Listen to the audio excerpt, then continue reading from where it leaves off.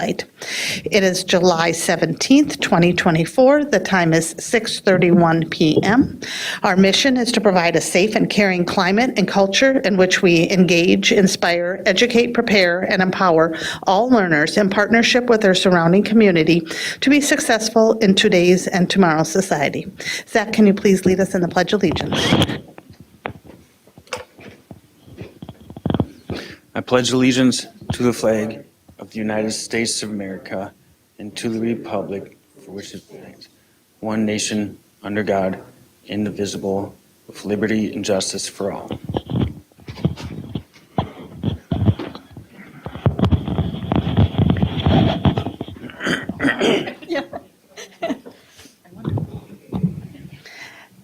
Thank you. And then Zach, can you please call roll? And, the following board members are present at the District Administration Office. Scott Andresen. Here. Al Dahlgren. Here. Zach Dorholt is here. Shannon Haas. Here. Monica Shigera-Schwartz. Here. Heather Weems. Here. And currently not present is Natalie Copeland. Following cabinet members and staff are present at the District Administration Office. Superintendent Dr. Lori Putnam, Assistant Superintendent of Secondary Education Dr. Jason Harris, Assistant Superintendent of PK through Grade 5 Education Nikki Hansen, Assistant Superintendent of Special Education and Student Services Shannon Avenson, Executive Director of Community Education Adam Holm, Executive Director of Finance and Business Services Amy Scalarud, Executive Director of Human Resources and Labor Relations Tracy Flynn Bowe, Executive Director of Operations Joel Heidkamp, Executive Director of Partnership Programs Gary Ganji, Executive Director of Research, Enrollment, and Assessments Donna Roper, Media Technicians Paul Novak and Gordy Scott, and Custodian on site is Aiden Onsher. Thank you. Then I'm looking for a motion to approve tonight's board meeting agenda. So move. Yes, Monica?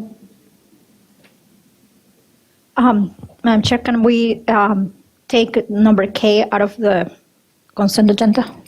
Yes, can you hold on just a minute, and can we approve the agenda? Then I'll go to the consent. sorry. That's okay?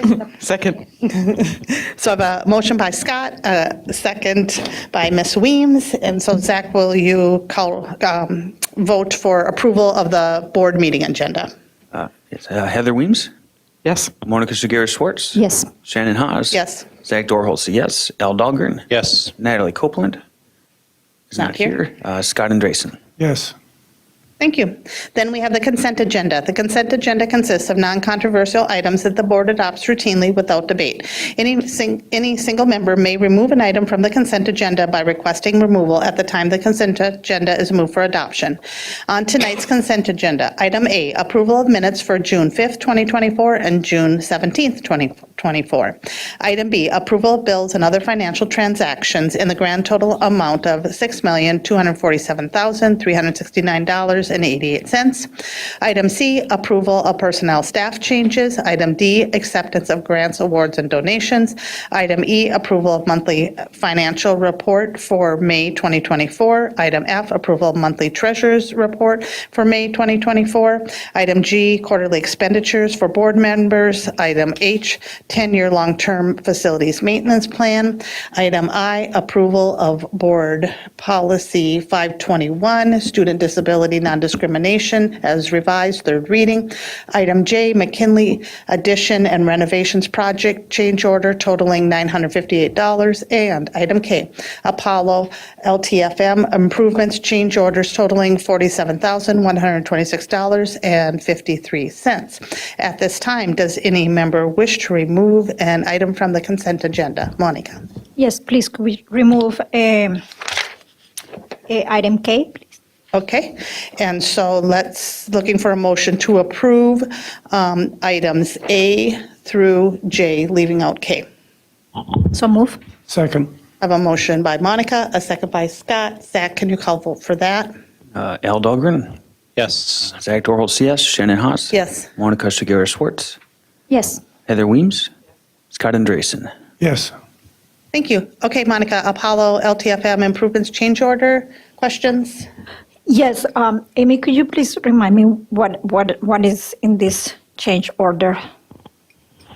So it's a number of things. The two largest pieces of it are some data cabling work that was originally not part of the bid, but was within the budget and was going to be done by owner.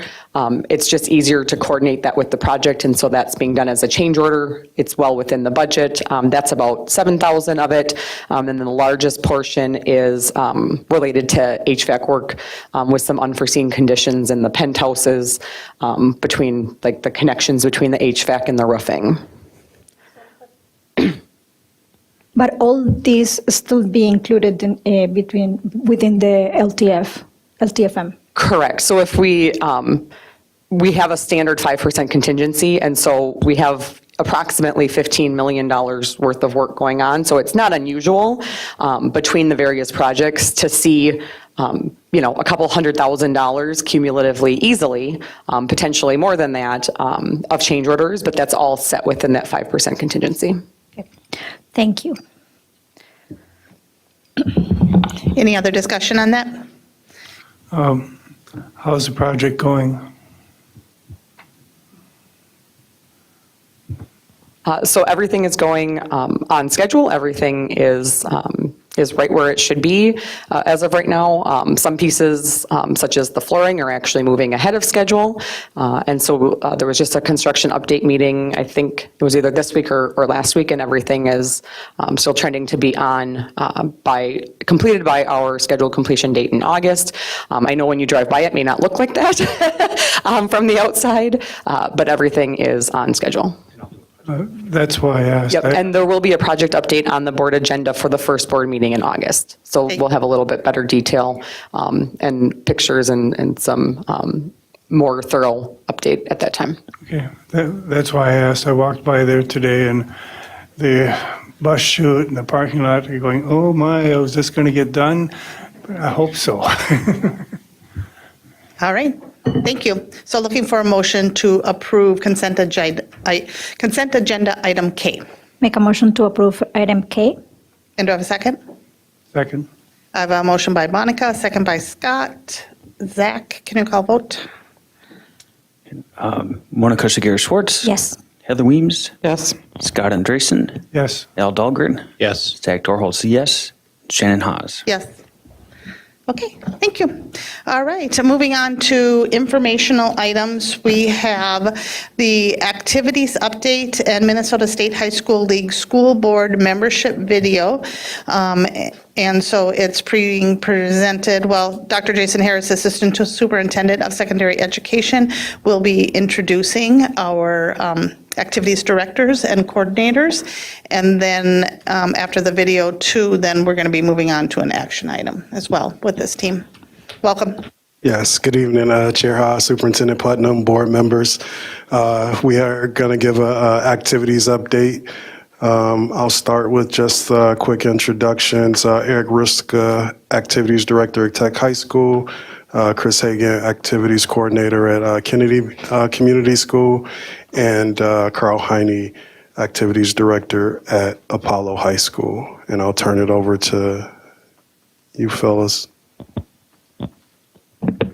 All right, sounds good. Well, welcome. Thank you for having us again this evening. This is just our annual update as per the high school league requirements of getting school board approval to be a part of the Minnesota High School League. Today's activity update, we're going to cover a few things. The high school league partnership presentation, as per the video that was already mentioned. We'll go through kind of some updates and celebrations that we've undergone for the year, and then where we're going forward and beyond. Yeah, we're going to talk about the high school league video first. The high school league puts this video out every year to do a couple things. Again, they like to talk about any major changes that are coming down the road, things to be looking out for. And they do that this year. There's a couple items that you will be hearing more about, if not during the course of the year, probably in next year's update. One is that the high school league will be folding ninth grade into the high school league. If you're wondering why is it ninth grade now, it's always been 10 through 12 is kind of their purview. They're looking to add ninth grade in, which is primarily for insurance purposes. But it's also going to lead to some adjustments at the high schools, and that'll be something that I'm sure next summer, Eric and Carl will be updating on what adjustments will need to be made to facilitate that. The other item that they're going to mention in the video is that, as you can probably imagine, the landscape is changing in education with online schooling. And there are even students out there that are enrolling in multiple online schools, and that's going to affect, what is their home school? What is their home district? Who do they enroll with? Who do they participate with? And the high school league, of course, is kind of playing catch up like most people do with change. And they have to now realize they have to come up with some new bylaws, some new structure. And they're just letting us know it's going to be coming soon, and more information will be there. The 3 videos for the year, the 3 goals that are mentioned in the video really did not change from last year. So it's continued the focus. They'll highlight those in the videos, and then I'll kind of reiterate what District 742, how we align with those as well.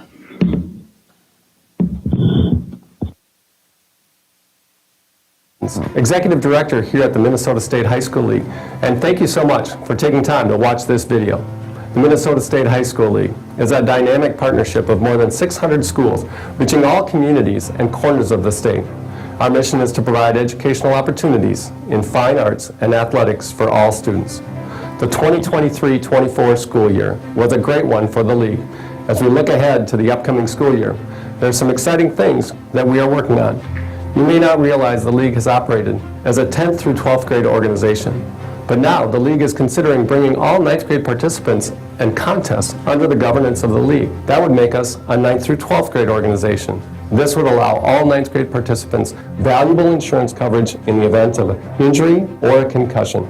Welcoming 9th graders in this way would be a monumental change, and one that is overwhelmingly supported by our member schools. A change like this will require action from member schools. So look for more information coming from the league in the beginning of the 24-25 school year. To be fully engaged members of the league, our school to commit to rules. These rules have been collectively established and are critical to ensuring safe experiences, equitable opportunities, and fair play for our participants. That's why we continue to expand our efforts to share and inform all schools about the requirements and expectations so everyone can do their part. As educational models continue to change, we're seeing a number of newer schools, primarily online schools, in which our Minnesota students are now enrolling. This sometimes raises questions about students who are taking courses in more than one school. In response, we're re-examining our current practices related to participation and eligibility, and we're considering ways to most effectively provide opportunities for students to participate. We're pleased to report that the league continues in a strong financial thanks to strong, supportive and collaborative partners and sponsors, wise investments, and fiscal responsibility.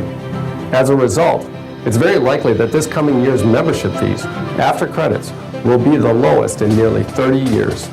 As always, our top priority remains the same: to promote and support safe, respectful, and inclusive environments for participation and competition. For our high schools to provide activities and events that focus on educating our students and are free from discrimination, harassment, and marginalization. Together We Make a Difference was designed to amplify the voices and advance the vision of our students to ensure respectful and safe schools and environments. It's important to feel safe because within that you're able to perform the way you want to and you're able to give the results you want to. In my personal opinion, when I'm not comfortable, I'm not giving all I can. It takes a team of dedicated adults like you to provide the kind of programming our students deserve. That's why the league and its schools are focused on recruiting, retaining, and supporting our coaches, officials, and administrators. As an education-based activities director, there's nobody more important than the coach or advisor for our students, whether it's in the fine arts or athletics, because we know that each child is one caring adult away from changing their path of their life. If you look at or listen to any successful person talk about how they got there, they never did it alone. There's always a mentor, and so we need those types of leaders in our schools today to help our young people understand what it means to be a strong, supportive person within their community. Sometimes the most enduring lessons our students learn happen through activities beyond the classroom. So So it's our goal to focus on enhancing the education of students through a broad range of opportunities that extend the traditional curriculum. When alumni come and talk to me, the one thing I always hear is, they remember those big moments, but they also remember what led up to them. Done to prepare and how those coaches and those experiences have helped prepare them. At the Minnesota State High School League, it's about more than membership. It's about partnership. We have seen that when our member schools commit to common principles and expectations, we all experience the benefits that come from a shared responsibility to provide safe, respectful, and inclusive activities for all of our students. To do our best for student athletes and participants, we need to be good partners to one another and collaborate with other schools and the Minnesota State High School League. Every single one of us has an important role to play in making sure that our students have the very best opportunities and experiences when they are participating in activities. Nothing is more important than the well-being of our students, and participation in activities is a great way to overall health, both physically and mentally. I think it's really, really important that every high school student finds something to be involved in. Finding some way to get involved in your school and in your community is so important. It not only positively benefits your mental health, but helps you improve as a person, helps you grow, helps you make connections with other people. These activities have helped shape who I am because it makes me understand the importance of something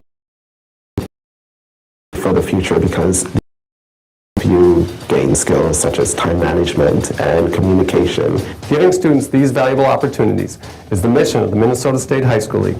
And looking around the state this year, we've seen high participation numbers, packed venues, and support from school communities. And together, we have a bright future ahead.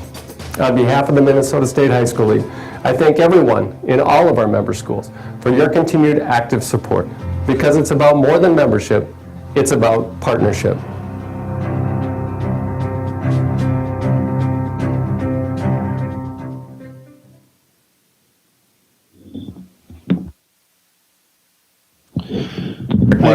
In addition to those three goals I mentioned, just like in the classroom here in ISD 742, we are focusing on growth mindset. We want our students to focus on improvement, focus on their self-improvement, their skills, their experiences, continue to improve rather than worry about whether it's just about championships, wins. We want them to grow as people as well as in their whatever their activity is. In addition, in 742, kind of our mission, sportsmanship, work ethic, attitudes, along with teamwork, that's what we're gonna continue to push for, and we're going to try to put as priorities, as the top priorities in our district.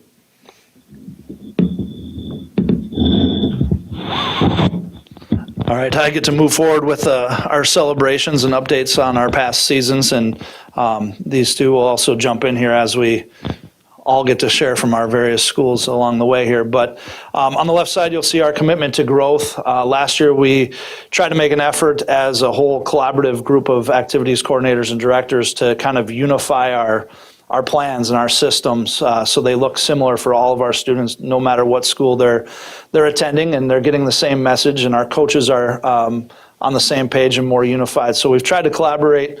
And so when we kind of say these are our growths, these are really all of ours across the district. So continued programming in additions to free admissions at all of our venues. All of our students receive those, including at the MAC and our off-district site venues, and also the increase of our parent access to our student activity events, and in partnership with the district, our parents are allowed to attend their students' events at free admissions, and the feedback from those parents has been greatly appreciated for that opportunity.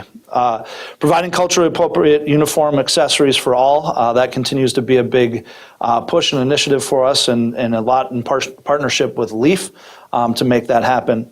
We are fully online registration for all of our levels, junior high and high school, and with translations for all of our different speakers.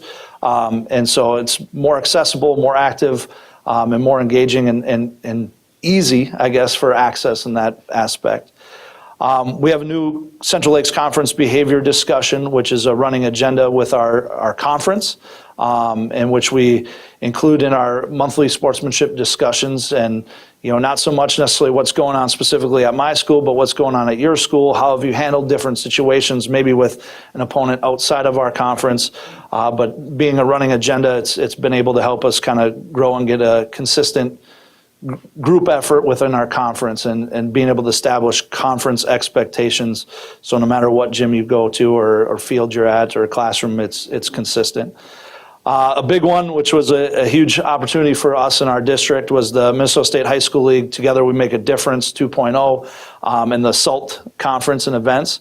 Both of our high schools, Tech and Apollo, had the opportunity to participate when it was hosted here in Sauk Rapids. Then we also both took about a dozen students each down to St. Paul in a huge conference with various different speakers around mental health, engaging, being sports. I guess my highlight takeaway from being down there is every student was asked to bring a t-shirt from their own school. And so at lunchtime, the kids were going and trading. So you brought a Apollo or a Tech shirt, and you left with, St. Louis Park or Eastview, so it was really cool to see the kids get out and interact, and they were always trying to barter for a different shirt. They'd get a new one and keep passing. But another big initiative for us last year was making sure that all of our coaches were CPR and first aid certified, and we offered that a lot as professional development and as extensions of their day, and so we continue to make that push with our coaches, as that's a 2-year cycle with that certification. We also partnered with Positive Coaching Alliance last year with our coaches as a professional development and continued growth around that positively and transformational coaching, and really kind of opening up the doors for collaboration amongst all of our staffs across all the schools in our district, is that continued PD for our coaches, which we're looking to continue this year again. So moving over to the right side, the activities programming, our participation numbers, which Dr. Harris will give you a little bit more detail on here in a little bit, but they've been fairly steady over the course of the year, from year to year. Yes, we see fluctuation from activity to activity. However, when you look at the scheme of things, in our high schools, we offer over 60 plus activities in our high schools. Our middle level is offering 20 plus in each of their buildings.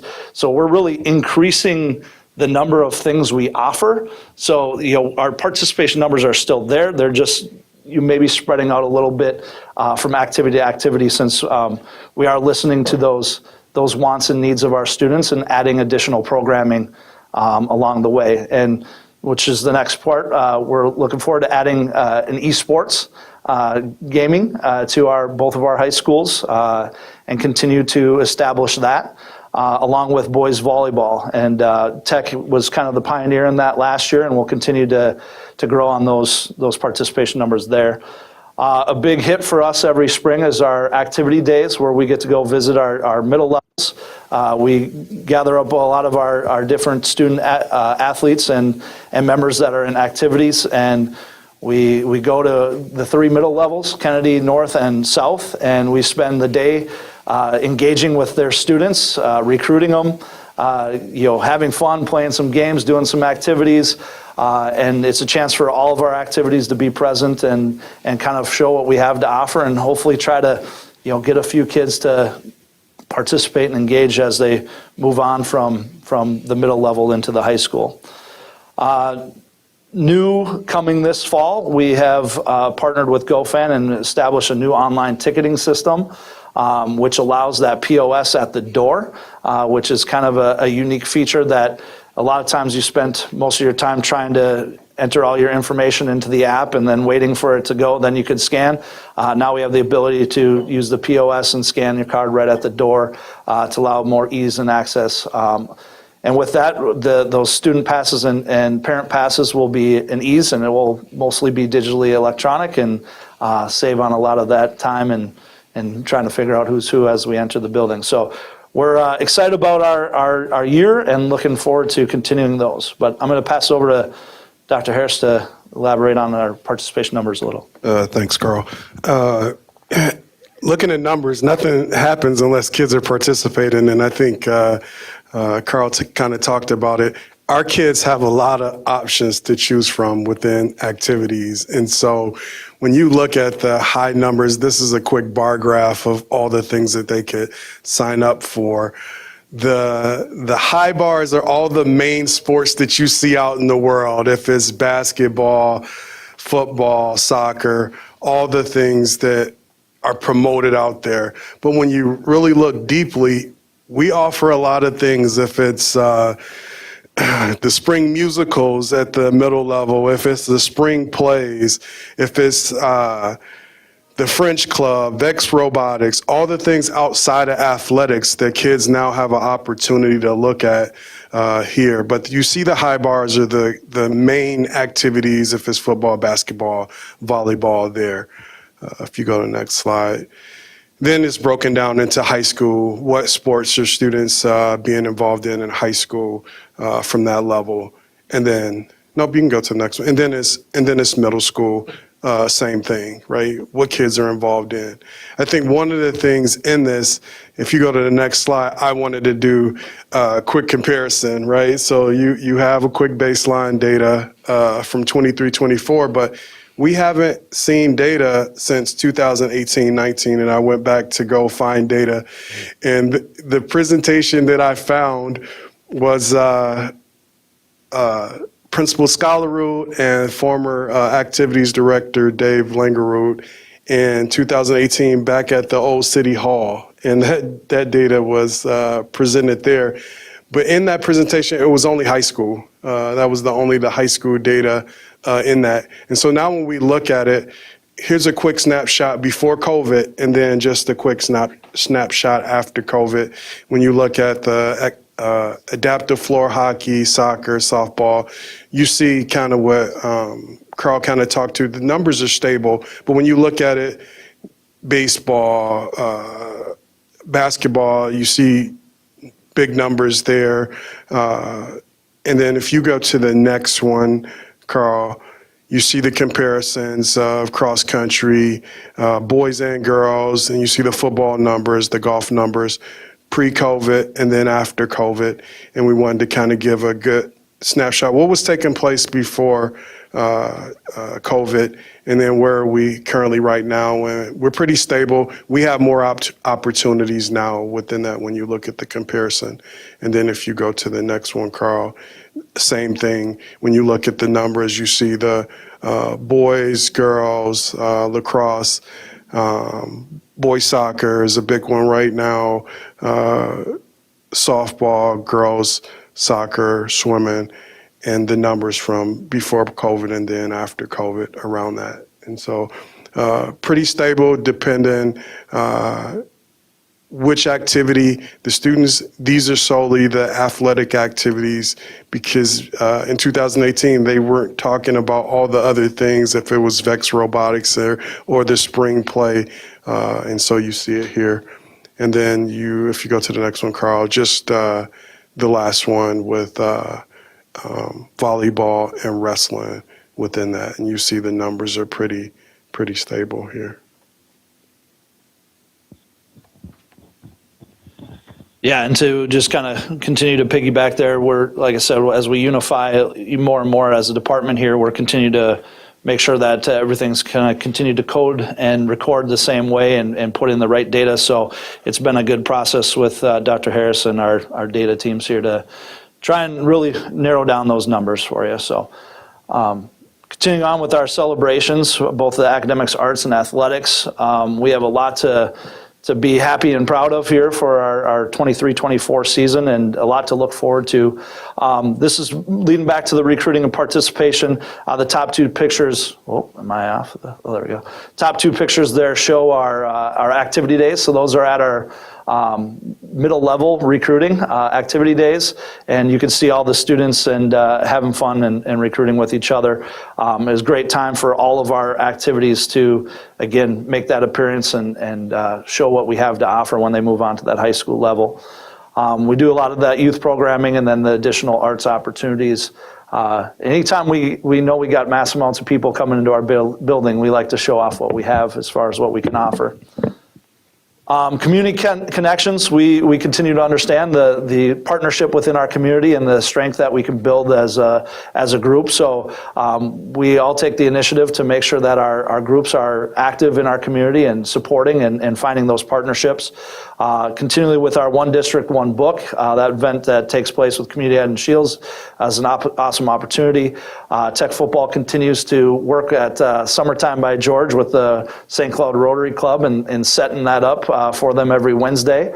Our Crush Interact Club, which is now pushing on one of our bigger clubs in our district that we have to offer, is kind of the future Rotarians, and they kind of piece the level all the way up to the Rotary. And so they're the ones, if you go attend Summertime by George, they're the ones selling the popcorn, raffle tickets, walking around as volunteers throughout the course of the night.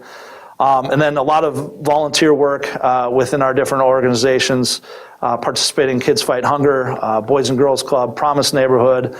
We attend elementary schools fairly regularly, whether that's hanging out at lunchtime, going to read with them, our Red Cross blood drives through our student unions and student councils, and then a Toys for Tots partnership. So we're very proud of our efforts, our team's efforts really, to be involved in our community and keep those community connections strong there. Then going into more specific accolades with our state, national, international qualifiers. Cameron Kenning is a highlight as a back-to-back female wrestling champ in the first 2 years that girls wrestling was offered. She took first place, and the picture on the right is the three Kennings who all placed this year in the top 5. Our adapted sports continues to have great success, placing in both soccer in the fall and then winning consolation again this spring. And Logan was part of the all-state team from Apollo in the spring softball team, so it's fun to watch their success. Our Crush baseball team has gotten through the section here as playing in 4A as the kind of here. Made it to the state tournament for the first time, got the opportunity to play down in St. Paul where the Saints play, which was a unique experience for our kids and a lot of fun. Multiple state conference titles, state participants across the board. We had several teams, Vex Robotics teams qualify for our state and nationals, and we even sent a couple teams down to Worlds down in Texas, which was a fun experience for them to participate in. This is more or less a picture collage of a few more of our several opportunities, but both Tech and Apollo had kids in speech qualify for the National Speech Tournament. HOSA, which is one of our newer clubs, focusing on kind of medical and future. It's an extension of our HOSA part of our classroom. They both at Tech and Apollo participate in the national conference there. Our DECA teams, which continues to grow, participated in the state tournament from both of our schools, and Future Problem Solvers went back to the state tournament again this year. But the pick collage, we sent gymnastics, soccers, boys and girls swimmers. We have a lot to celebrate in the success of our students, as you can see here. Any more specifics from here? Sounds good. Yeah, we had a state champion speech too, so that was pretty cool. Pass it over to you there, Eric. All right, so now we look at what's coming up as we look to the next year and further down the road. As our commitment to growth, we're looking at continue our partnerships in our community, especially with LEAF, CentraCare, Minzer Chiropractic, College of St. Ben's, wherever we can kind of branch out into to offer free or accessible physicals in partnership with these organizations so that we can get more kids involved on a timely manner, ease that and lower that barrier. Increased facility exposure within our own high school league as we continue to host large events such as section and state games. I think both Apollo and Tech hosted a quarterfinal state game for football this last year. Again, that increases our facility exposure, highlighting our facilities and our schools in our community, as well as hosting state baseball games and lots of section final games in our area. as well as now we're looking to enhance our professional development in support of our coaches and advisors. I think as we look at long-term effects of coaching, coaching burnout, pressure from the outside, we want to make sure that we're properly supporting our coaches and advisors with increased efforts to mentor especially our new coaches as they're coming in kind of brand new. And we have a lot of coaches that are in that under 30 age group coming out of college, and this is their first experience with kids a lot of times. So coming back and giving back to their community, we want to make that a positive experience and using our wisdom amongst ourselves as well as our veteran coaches. So we're going to, that's really going to be a kind of a point of emphasis on our part for this next year and beyond. As far as activities programming goes, updating our facilities and equipment needs is kind of top on our list as we continue to offer safe and inclusive environments, stronger connections between our high school and junior high and elementary programs, building that connection within. I think that really highlights our needs, and as you look at our numbers being steady, but with a lot of opportunity for growth as well, building that connection and making sure that those offerings are accessible as they're young and growing through our own district and through our schools here, but using our high school kids to kind of build back into our youth as well. Increased recruiting efforts for our sports that are showing declining trends. Unfortunately, we do have a few of those that we just are going to continue to make steady efforts. Two are listed on the screen. Girls soccer being one of them. Boys and girls swim and dive are programs that we're just going to increase our recruiting efforts in these sports, especially, and then our continued responsive programming efforts as we look to the future and listening to our students and what they're interested in. I think that's where you start to see things like esports pop up under our radar, and you hear things like drone racing on the horizon, and those types of things leading in not only just cool things to do in school, but also fields that you can actually build into as a career. You hear a lot about that as a point of emphasis across the state. So that's pretty cool. So we're definitely using our responsive programming efforts to kind of look at those trends and kind of meet the students where they're at as well. So I think that's about it. So we just appreciate your time and listening, hearing us out, and hopefully we can be a part of the high school league once again. And at this point, we'll just kind of leave it open for questions. Anybody have any questions or comments? Scott? I was interested in the video. Why has that changed? It seems to me that Board Member Al Dahlgren and Dr. Putnam had a lot to do with that. It's really good. You showed a lot of statistics between Apollo and Tech, yet I saw nothing on the crush. How are you working that into your statistical methods? So as we look at our crush, we still identify each student with their home school. So those numbers, for instance, in baseball, the numbers showed Apollo students, they showed Tech students. Those are specific from our own building, and then together they make the crush. So we're still identifying now. When you add in a crush sport that maybe would include Cathedral or another outside school, those numbers aren't, they register with their home school. So our numbers, for instance, in gymnastics are actually higher, but they're not reported as our students. Does that make sense? Okay. They're talking about ninth grade integration. How are you going to do that? Well, we already offer ninth grade stuff as it is. The league is offering it as they had never governed it before. So this is just pulling them under the umbrella of the high school league. So now the restrictions and the requirements that we require our 10 through 12 teams, now they'll fall under that same umbrella. So, and then it will also fall under the catastrophic insurance of the state high school league. And again, I think we were talking before we came in here, this was pretty much driven by a really bad accident from a kid that was, I believe, playing football a year ago, getting hurt and becoming a quadriplegic and realizing that they don't have insurance at the league level for that. So it was kind of a hard lesson to be taught at that point in time. But so that's I think the driving motivation to make sure that we're all being covered and our kids that are being safe and ensured that they're not going to walk away with nothing. So Does the district have their own insurance in addition to the league, or how does that work?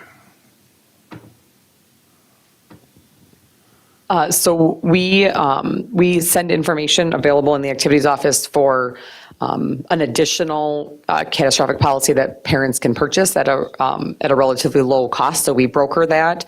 We pay a small brokerage fee to have that available to our families. And so that information is available. But athletic injuries, just like a playground injury, right? The district's insurance doesn't cover accidental injury for students. And so that's why we do provide that as an option for parents to be able to purchase at a low cost. And that's purchase policy is also available to our junior high students, not just our high school students, whereas the high school league catastrophic coverage only extends to those high school league governed programs. How are we protecting the district? So there's a requirement in that registration packet. So there's an acknowledgement to parents to say, I have private insurance, or I'm acknowledging the fact that that the district is not liable for those sorts of accidental injuries. So it's all included within that registration process, so that the parents have that and are aware of that. So that covers us from a liability standpoint. I'm thinking about protecting our coaches too. How do we have insurance to protect them? Our coaches, as members of the Coaches Association through the Minnesota State High School League, carry an extra, they have extended coverage liability insurance as members of their respective coaches associations. And if there ever were to be some sort of incident where there was a clear act of negligence or something that resulted in the injury, then of course our insurance would follow that. If there was an issue with facility not being in safe condition, we haven't had any of those claims related to sports because we're diligent about making sure that our facilities are kept up to date and that equipment's replaced and repaired. And so we make sure that all of those protocols are followed. But certainly we do have insurance coverage in those incidents. Okay. You mentioned facilities. How is the new football field going over at Apollo? What's our feedback on that? Yeah, we've had great feedback on it. Everybody's complimented, and we've hosted, as a result of the upgrade, we did host a state quarterfinal football game. We hosted a couple section finals in soccer. We hosted a Vikings youth football camp last year. Tech just hosted it at their facility this year, which brought in over 150 community members in partnership with Shields. So with the updated to the facility, we've definitely seen an increase in community want and need. And St. Cloud is kind of a neutral spot for a lot of people around the state. So we are looked at as a possible venue for a lot of different activities to participate. Okay. I think that's it for me. You mentioned that as a result of some of the online learning, that sort of thing, they're relooking at transfer or at assignment of where people are. I live in the world of transfer hell, to be honest. Can you talk a little bit? Is high school seeing any of that pushback and litigation related to assignment of where kids play and their opportunity to move? Has MSHSL seen any appeals in that sort? Are they seeing more appeals, and what is the judgments that are occurring right now? Yeah, I mean, I think in the world of sports now, as we know with the transfer portal and all that stuff, is, kids look to see, college people can jump from one school to the next. Now, what's my option to jump from one school to the next? And, the high school league does a very good job with their transfers of establishing a home school, right? Where is your home school? And so, even within our own district, offering that online school, not only do they have to be enrolled in the online school, but they have to live within our district to consider us their home school. So it's a kid from another district area can't just jump into our online schooling and become a member of our school as far as athletics go. And that's where they're trying to clean that up, because there are so many online options now. And the ease to move from one to the next academically is pretty feasible. So again, establishing that, what is your home resident school is kind of where that high school league is driving this to, so. And I think there's changes coming as well. And I don't think this is going to be a static thing ever. And I think as the world of education leans that direction, I think that's going to be an interesting conversation because there's lots of people, I think, asking that same question and going, well, what if I do this? And I think we hear a lot of, I'm going to go online here, and then I'm going to go into a brick and mortar school as well. So I think that confuses things a lot. And I think the State High School League is on top of it. I think one of the few things I think they're right on the edge with, and I don't know if the response time could be any quicker, but I think they're definitely fielding lots of questions that I think are going to help shape that answer.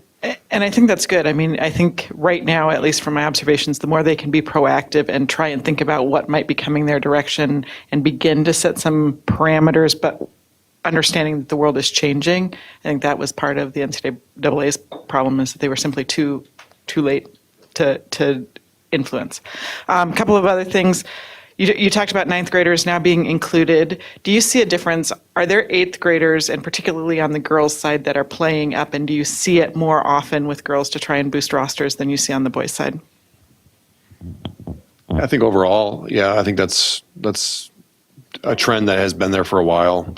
I think here we've made the effort not to dive into, because I think we're pretty lucky and we have middle school level athletics here not just athletic but activities here in St. Cloud that help alleviate that stress of the system that I think we have what we have at the high school. It's ninth and above for the most part. With occasionally we have some eighth graders that need to come up and play, but for the most part I think we've been pretty lucky with a lot of our sports not having to dip into the eighth grade and seventh grade levels like some of the schools maybe aren't as lucky as we are. We can still give them the rich experience of an athletic experience in the middle level, competing against like-aged kids without having to jump up and be competing against ninth graders as a seventh grader and eighth grader. So I think we've been pretty lucky, I think, overall. And my last comment would simply be to commend you for enhancing and putting as an emphasis professional development.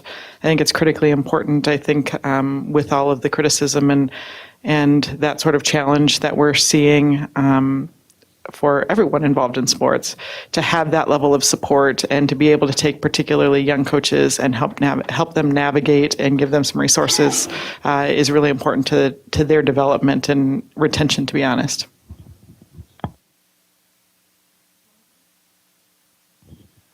Thank you so much for everything. Can you speak a little bit more about your recruitment efforts within the schools for activities in general? Yeah, I mean, like I said, anytime we know we get mass numbers of people in our building, we're going to try to make the effort to expose what we have and what we offer. And that starts with back to school home visits, and our freshman visits and our new to district visits includes a list of all the offerings that we have on the academic activity athletic side. So that's, open house. When we get a big group in, we have not only some events going on, but we're able to allow our groups to advertise themselves to the public. And then a lot of our coaches utilize our Schoology platform to reach out to all the different ages, whether it's the middle level, the high school, as an extension of the classroom, being that all the kids have the device and use Schoology on a regular basis. It shows up in their feeds of all the fun things we're doing.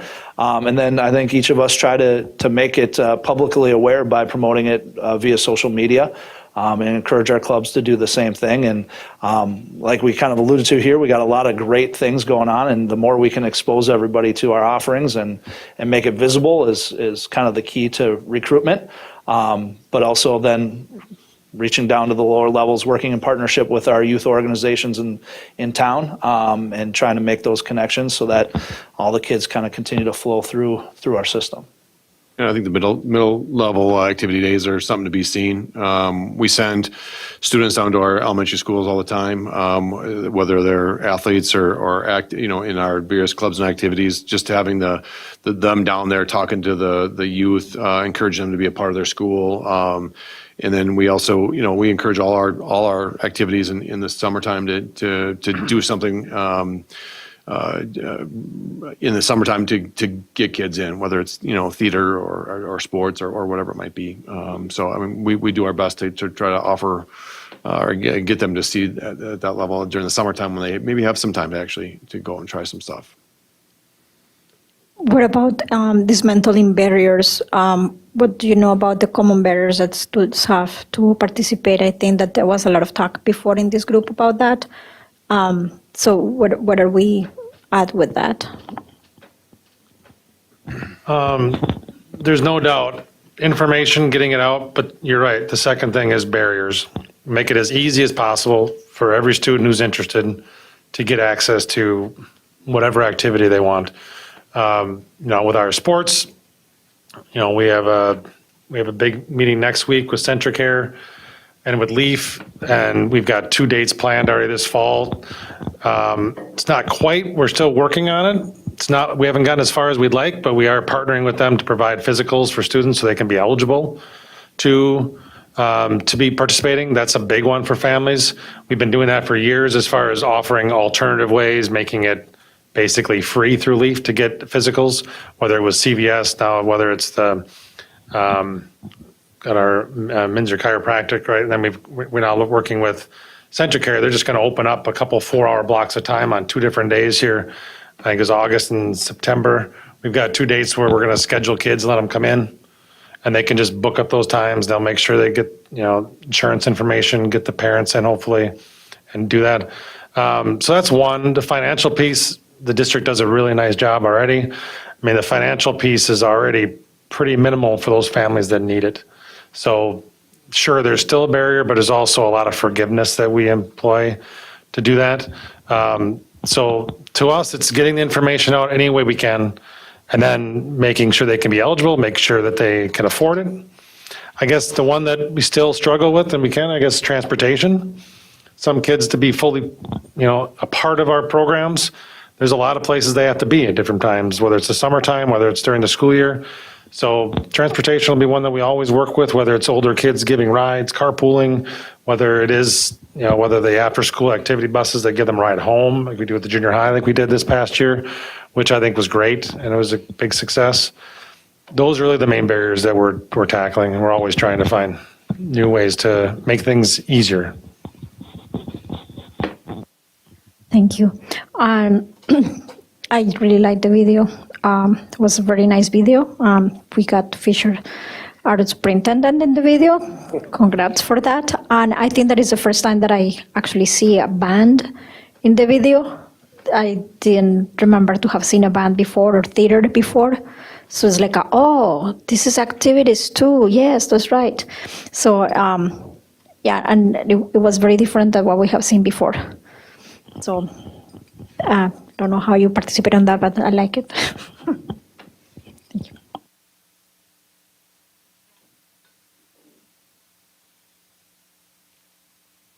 I would second that on the video. I thought it was much better, a lot better than what it used to be terrible.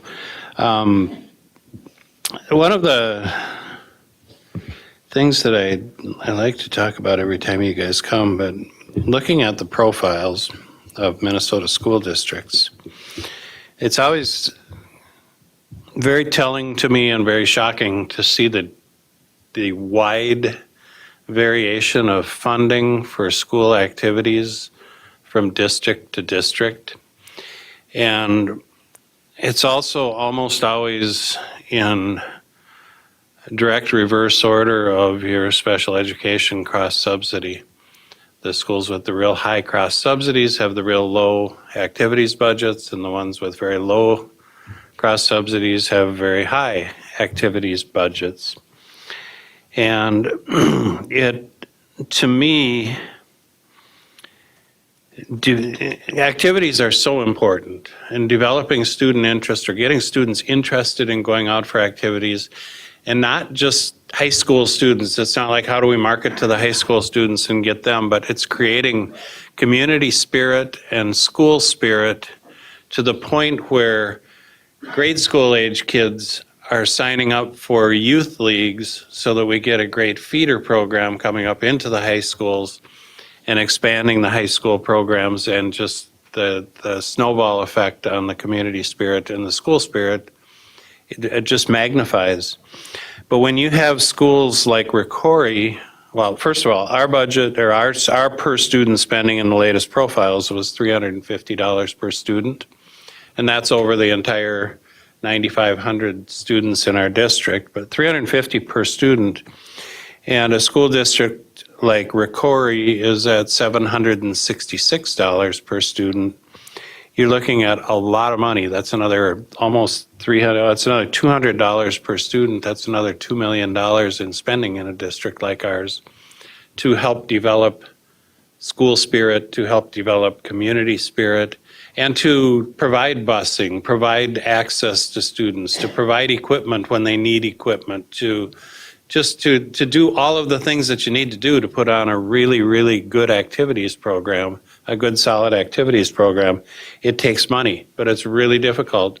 And it's sad that the state of Minnesota, in their funding mechanisms, leave some school districts without enough funding. And it's really obvious when you look at the quality of the activities programs or the quality of the athletic programs, where they fall in that. Because the lowest that I know of in funding per student,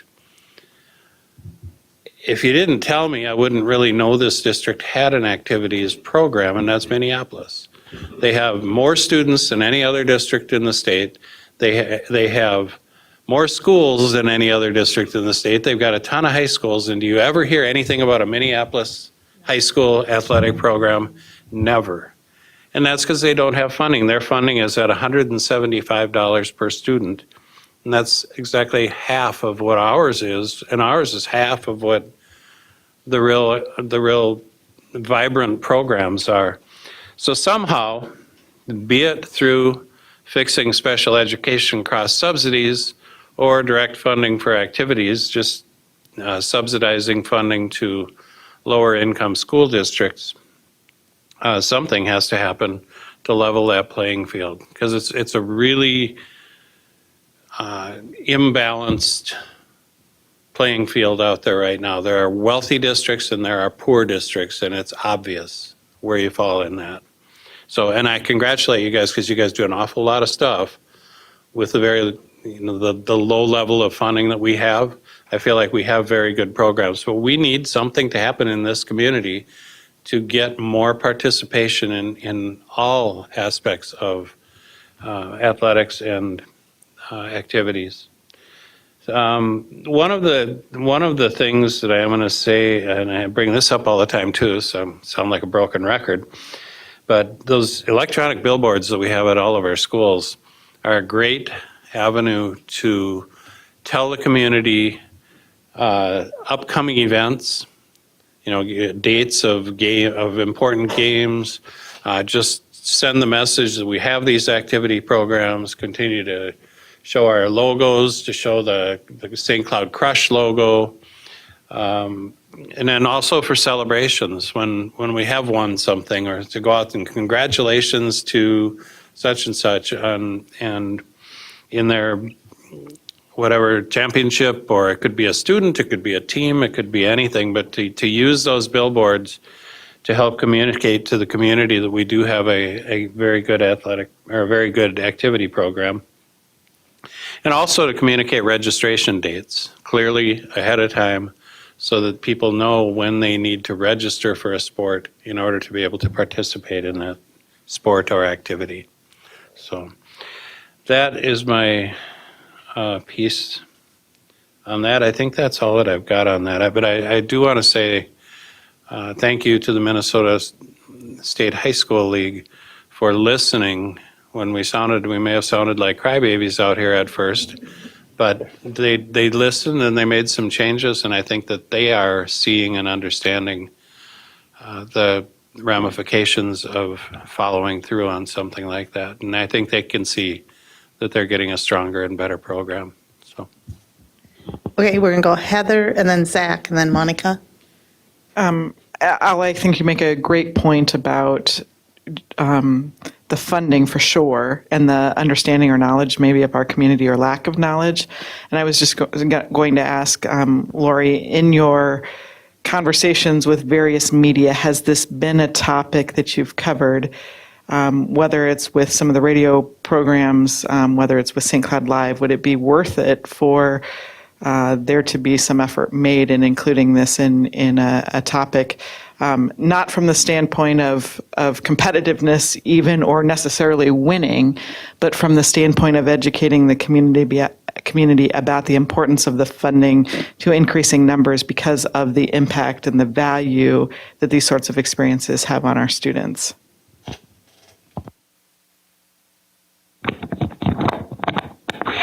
There we go. That's a great question, Heather. And, that is not a topic that we've engaged in with the media. They haven't asked, and I haven't brought it up, but certainly more than happy to have that conversation. Thank you for that. I know a lot of us, after COVID, we're like, oh, hey, how are we going to bounce back from this? It's just kind of a general question. Well, one, thank you for helping things bounce back, and what's working, or what's giving you a sense of hope or excitement for the future? I mean, what's got you guys motivated? I mean, the story's still the same. Kids want to be involved, and kids want to be with their friends and be out of the house doing stuff, not sitting inside all day.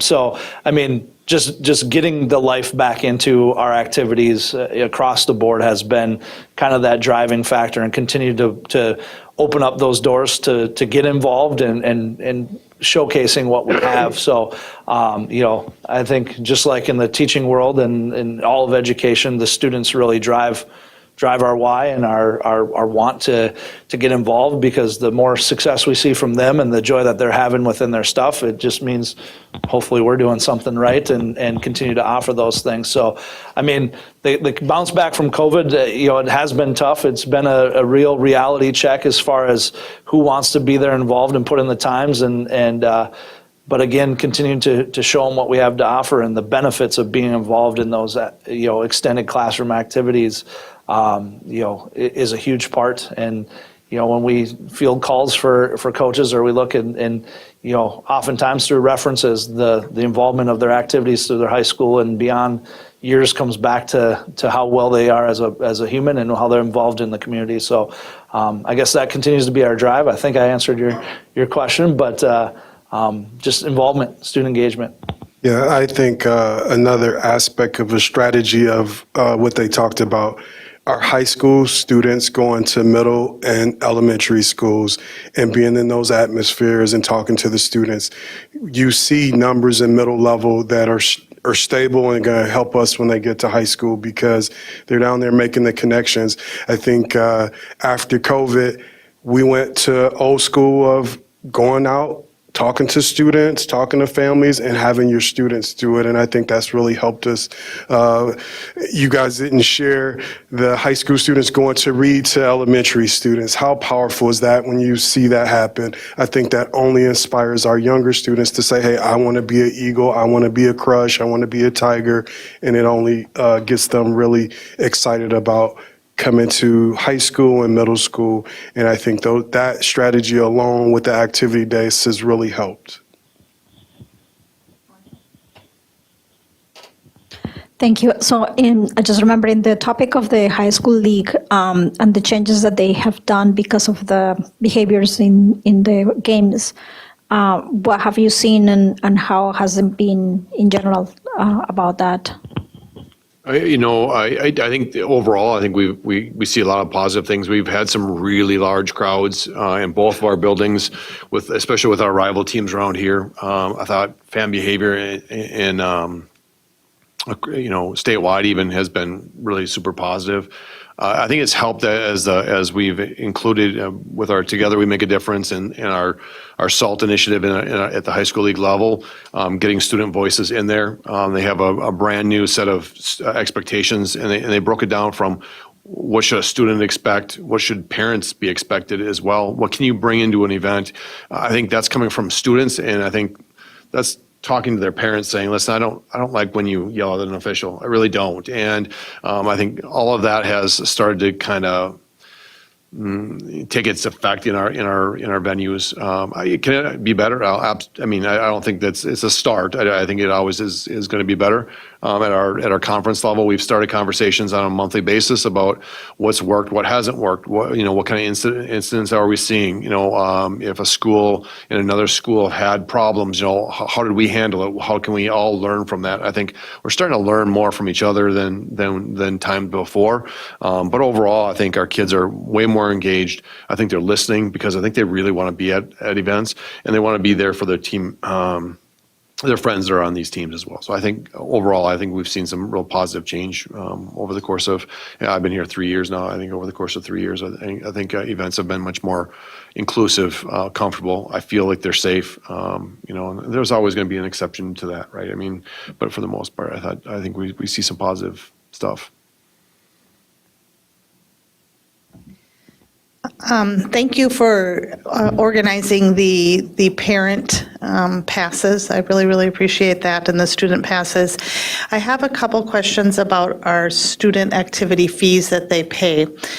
In the middle school and in the high school, what is the fee for students that are on free meals? At the middle level, if it's there's a couple different tiers on what the activity is, but for the normal, like a robotics and our basketball, if free and reduced lunch, it's 20 from 80. So 80 would be if you're not free and reduced, it drops to 20. And then if it's more of a limited, like some of our plays, if it's not a musical or knowledgeable, some of the shorter seasons, they drop down to 10. It's only 10 for free and reduced. That's all the fees are. That's the middle level. And is that then like 40 then? Yeah, 40 to 10 and then Nice. 80 to 20. Okay, and how about in the high school level, do you know? 140 is the standard large fee, and then it goes down to 35. Okay. And we do, I guess, so we work with kids, even if that becomes a barrier, we do work within some structure to make sure that we can get. Oh, there's a cap of 280 for the Family? school, per individual. Say that again? For each individual, it's 280. So if you had 3 kids, one only does one thing, but the other one does 3 things, they still get one for free. So it's 280 total. Do you know or can we be tracking the ratio of enrollment of free meals versus full price meals? And going back to activity fees, I know that's not an isolated barrier. There's a lot that comes with being on free meals. Maybe it's transportation and other things. But for me personally, $20 was way more painful than $160. And so in my lifetime, it was very hard for me to get $20. But then when I'm not on free meals, $160 was much easier. So I'm just always concerned that $20 doesn't seem a lot to people, but it is a lot when you're on free meals. That's a huge amount of money out of your budget.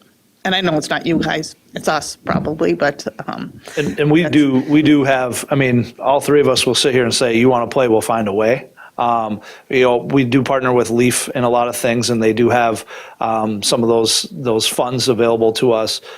Each of our school buildings, some have different scholarships that have been left behind through different legacies or whatever, that we do have the ability to pull money. So we're not, you want to play, we'll find a way. And, if that's, helping us out, doing something else, we'll make it work. So Heather? To that point, how much of a barrier, how often do you see, which I assume is a lot, the barrier that for a lot of our more wealthy students, they have a history of playing or of being involved. So by the time they get to middle levels, whether it's 6th, 7th, or 8th grade, if they've been playing since they were 8 or 5 or 3, there's a perception, and I know you all do a great job, particularly at the middle levels, of trying to encourage them to even start. But how much, from a mental barrier, do you think that is for young kids? I understand your point and value that, and that's where I think we try to make it as offered and exposed to everyone as we can. And when we introduce these different activities and clubs, it's to the general population that you can be involved, and we have avenues to do it. You just, you don't have to ask in front of the group. You can ask in private or visit with a teacher. And we utilize our staffs a lot to relay messages for us and promote what we have. And we know that they're a direct connection to these kids too, and have, in some cases, more personal connections with some that, hey, we can get you out here, we'll take you along and come along. So, there is that hidden perception too, but, I think with the exposure that we're trying to give, we're lessening that feel of, well, I don't want to do it because I don't think I can. We're trying to really just promote and open the door, get them in, and we'll get you hooked. So, yeah. I think you're right. There is a little bit of a concern for students that are just starting out. They just think they're behind, right? All their friends, some of them have been doing it. And let's be honest, a lot of the youth options are extremely expensive. And not just expensive, it's time consuming for families who can't give up every weekend. So there's a lot of barriers there. So then they feel like I'm already behind and I'll never catch up. So really trying to remove and push that growth mindset. And with Kennedy, with our lower numbers already, I really try to find competition that matches us so that they don't feel like they're drowning when they do compete. So that's a big thing too, that I really try to do that so that they may not win, but at least they're not going to be just deflated by it and just feel like they're overwhelmed when they get out there and compete.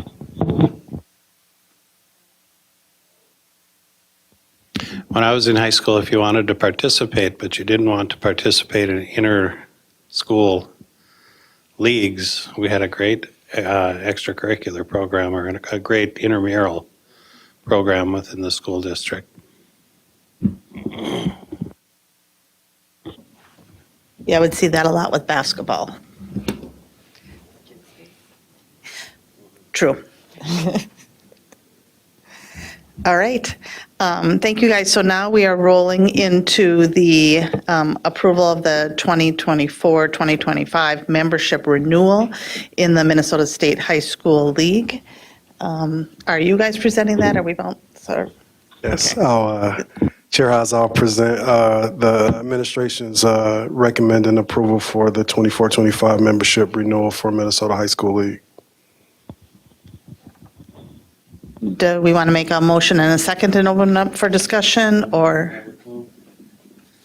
I would move that we approve the membership renewal for the Minnesota, I would approve, let me move that we approve our membership renewal in the Minnesota State High School League for 2024-2025. Second. Okay, I have a motion by Al and a second by Monica. Any discussion at all before we vote? Wow. Heather? Nope, we're ready to vote. Excellent. Zach, can you call the vote? Monica Segura-Schwartz, Yes. Scott Andresen, Yes. Heather Weems, Yes. Shannon Haas, Yes. Zach Dorholz, yes, Al Dahlgren. Thank you guys very much. Appreciate your work. So there's a question. So did we approve the three of them? We have two more approvals coming. We just approved the high school league participation membership. Do we need a motion for the number B? Now we're moving on to B. Yep, switching gears here. So next up, we have another action item, approval of the 2024-2025 membership renewal in the Minnesota School Board Association, MSBA, and this is being presented by Superintendent Lori Putnam. Thank you, Chair Haas, members of the Board of Education. The Minnesota School Boards Association provides support to our school board and school boards across the state through advocacy, board development and policy, and legal guidance. The membership dues for our school district are $14,825, a $138 reduction from last year. And a policy service renewal dues are $750, which is a $30 increase from the past year. We do also pay a $2,700 subscription fee for Board Book, which is the online program that houses our board agendas and meeting minutes. Administration recommends approval of membership renewal in the Minnesota School Boards Association and MSBA policy services for 2024-2025. Thank you. looking for a motion. Can we do a motion in a second and then open it up for discussion? So move. Approval. Okay. You have a motion to approve. Do you have a second? Second. Okay. I have a motion by Scott and a second by Heather. Any questions or comments on this? It seems that the School Board Association has kind of divided loyalties over public schools and charter schools. And it seems like they may be taking it out on us. I'm not sure. But I know that Al, as a delegate, had brought the charter school to an issue. I've just been promoted to a delegate, and I'll be supporting him on his charter school request. But on the other hand, if you're not in the organization, you can't influence the organization. So I will be voting for it. Anybody else have any? Al? Yeah, mine's along the same lines. There's three parts to it. One is to be a member of the Minnesota School Boards Association. The second is to participate in the policy portion. And the third is to use Board Book. Board Book, sure, that's great. It's a nice tool for storing your old meeting minutes. And the policy portion I find very, very valuable. When it comes to being a member of the Minnesota School Boards Association, I've always felt that it was somewhat valuable, but I also question where their loyalty lies. This isn't just ripping on charter schools, but we get our funding based on the number of students that attend our schools. Charter schools come into the district and they open up a new charter school and pull 700 students out of our school district. We still have the same number of buildings, we still have contracts with teachers, we still have all kinds of different facilities and infrastructure that we have to pay for, and now we're doing it on 700 less students. We are funding for 700 less students. And there doesn't seem to be any kind of limit as to the number of charter schools that can open up in any community and what it can do to erode the funding within a school district. So I know last year, yes, we passed some resolutions as a school board. We took those down to the School Boards Association.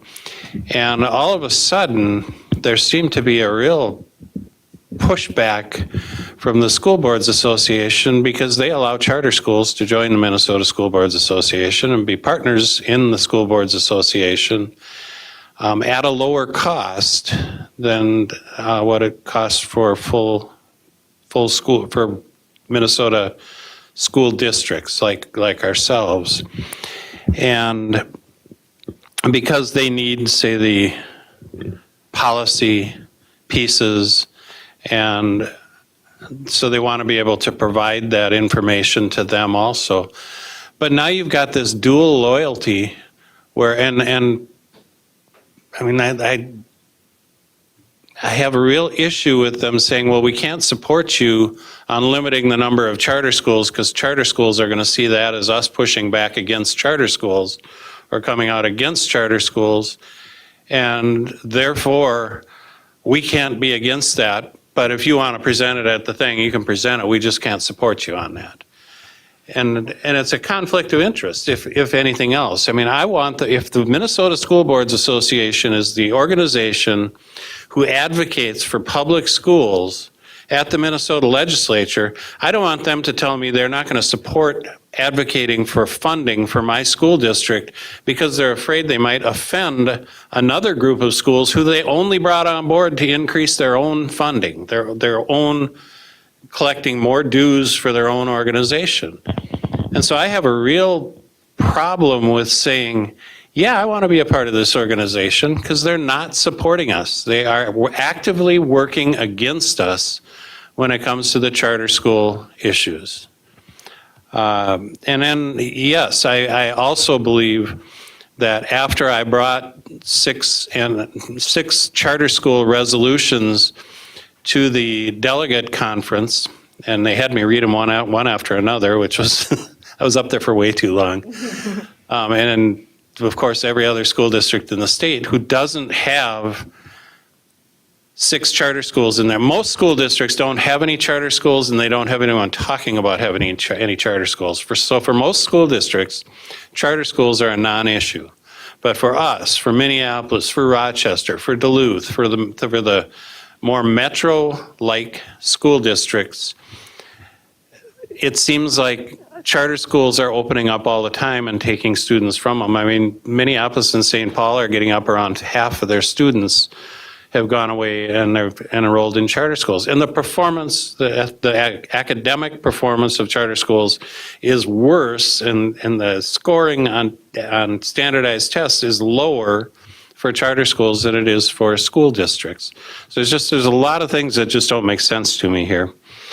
But when I did that, I got a lot of pushback personally.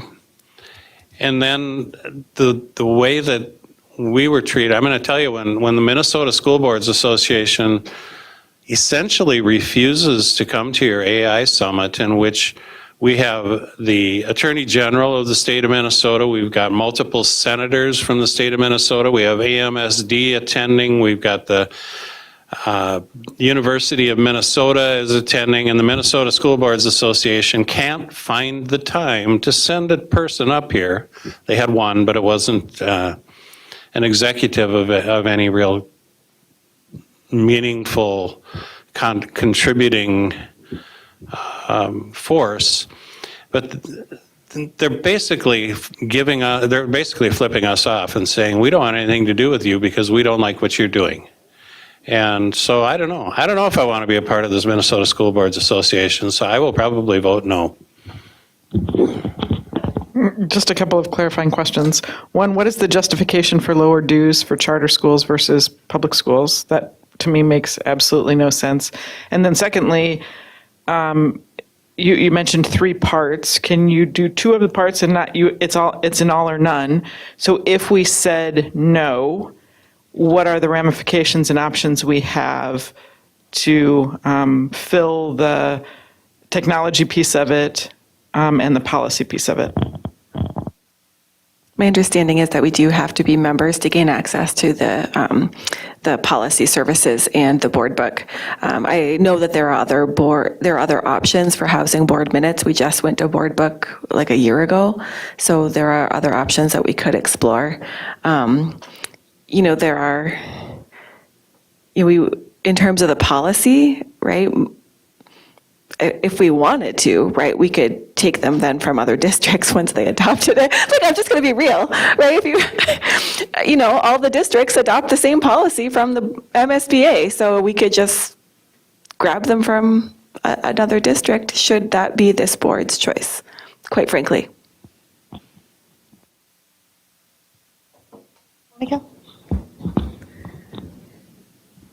The policies that MSBA has, they have thanked us a lot of times because we have done better jobs with them than they have. So I'm not really worried about the policies. I'm not sure about what to do about that. I have never thought that they had been super useful to us. I have not thought that their workshops are great. And the time that we have a person from them coming here to help us with a retreat was the worst person that we could get. So no, on the other hand, I think there is a monopoly. There is no more. Like, if we don't belong to them, then it seems like we lose presence and we're not be able to influence, as Scott was saying. So I'm not sure about that. I agree. I think the Minnesota School Boards Association likes the Minnesota School Boards Association the best. And they don't really, I don't feel that they really look out for their member school districts. Bouncing it over this way here. I wonder if, much like we did with the high school league, if it, and again, this is not my my business because this is school board business. So, but if I may interject, I wonder if perhaps we did what we did with the high school league, where we reauthorize and then have a very candid conversation about our concerns, because I heard many of you, and I saw the change that this board was able to make with the high school league. So I wonder if we enter into frank conversation with a clear, we won't do this again, right? Not in a threatening way, but just in a clear, right? Clear is kind. I wonder that if that's an option. Scott? I have attended some of their educational programs, and they do a decent job, but I've also attended educational programs at AMSD, and they do a good job too. Yeah, I mean, but I think there's some requirements in the law for new time board members to actually attend classes put on by the MSBA. And if we're not members, how are we going to comply with the law? I will, if it's in statute, I think that they would have to take us, because I would imagine there's school districts not belonging to, not having this membership, correct?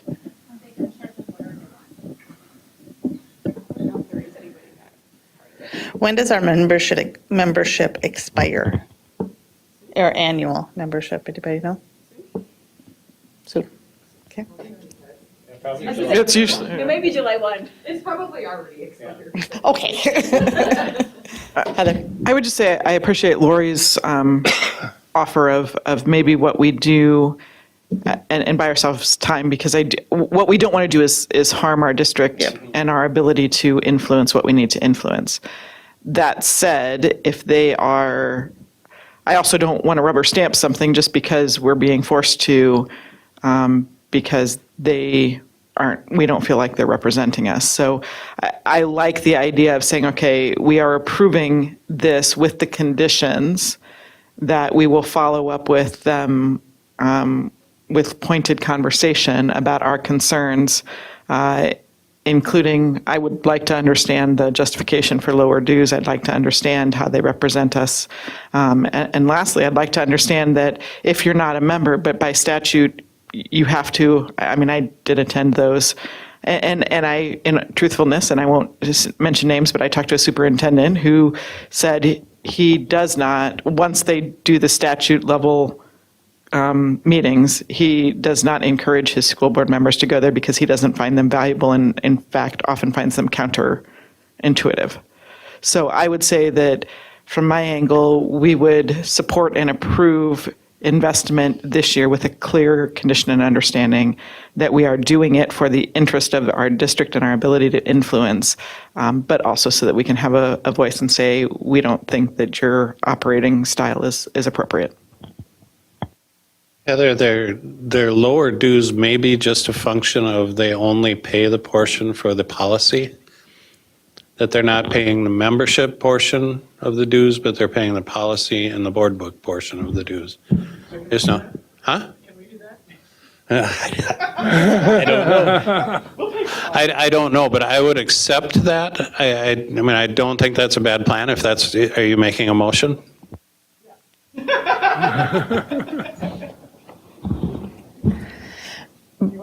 Okay, but Yes. just a There might be second. one Is that, I thought that wasn't an option. No, she's making a motion to follow up, approve with following up. Oh, yes, okay, but do we have sorry, tired. Do we have a motion and a second already? I think so. Okay. Would we like to pull the, amend who made the motion? Monica, what's that? You did not? I think I did. Okay, we're going to say Scott did. I'll go for that.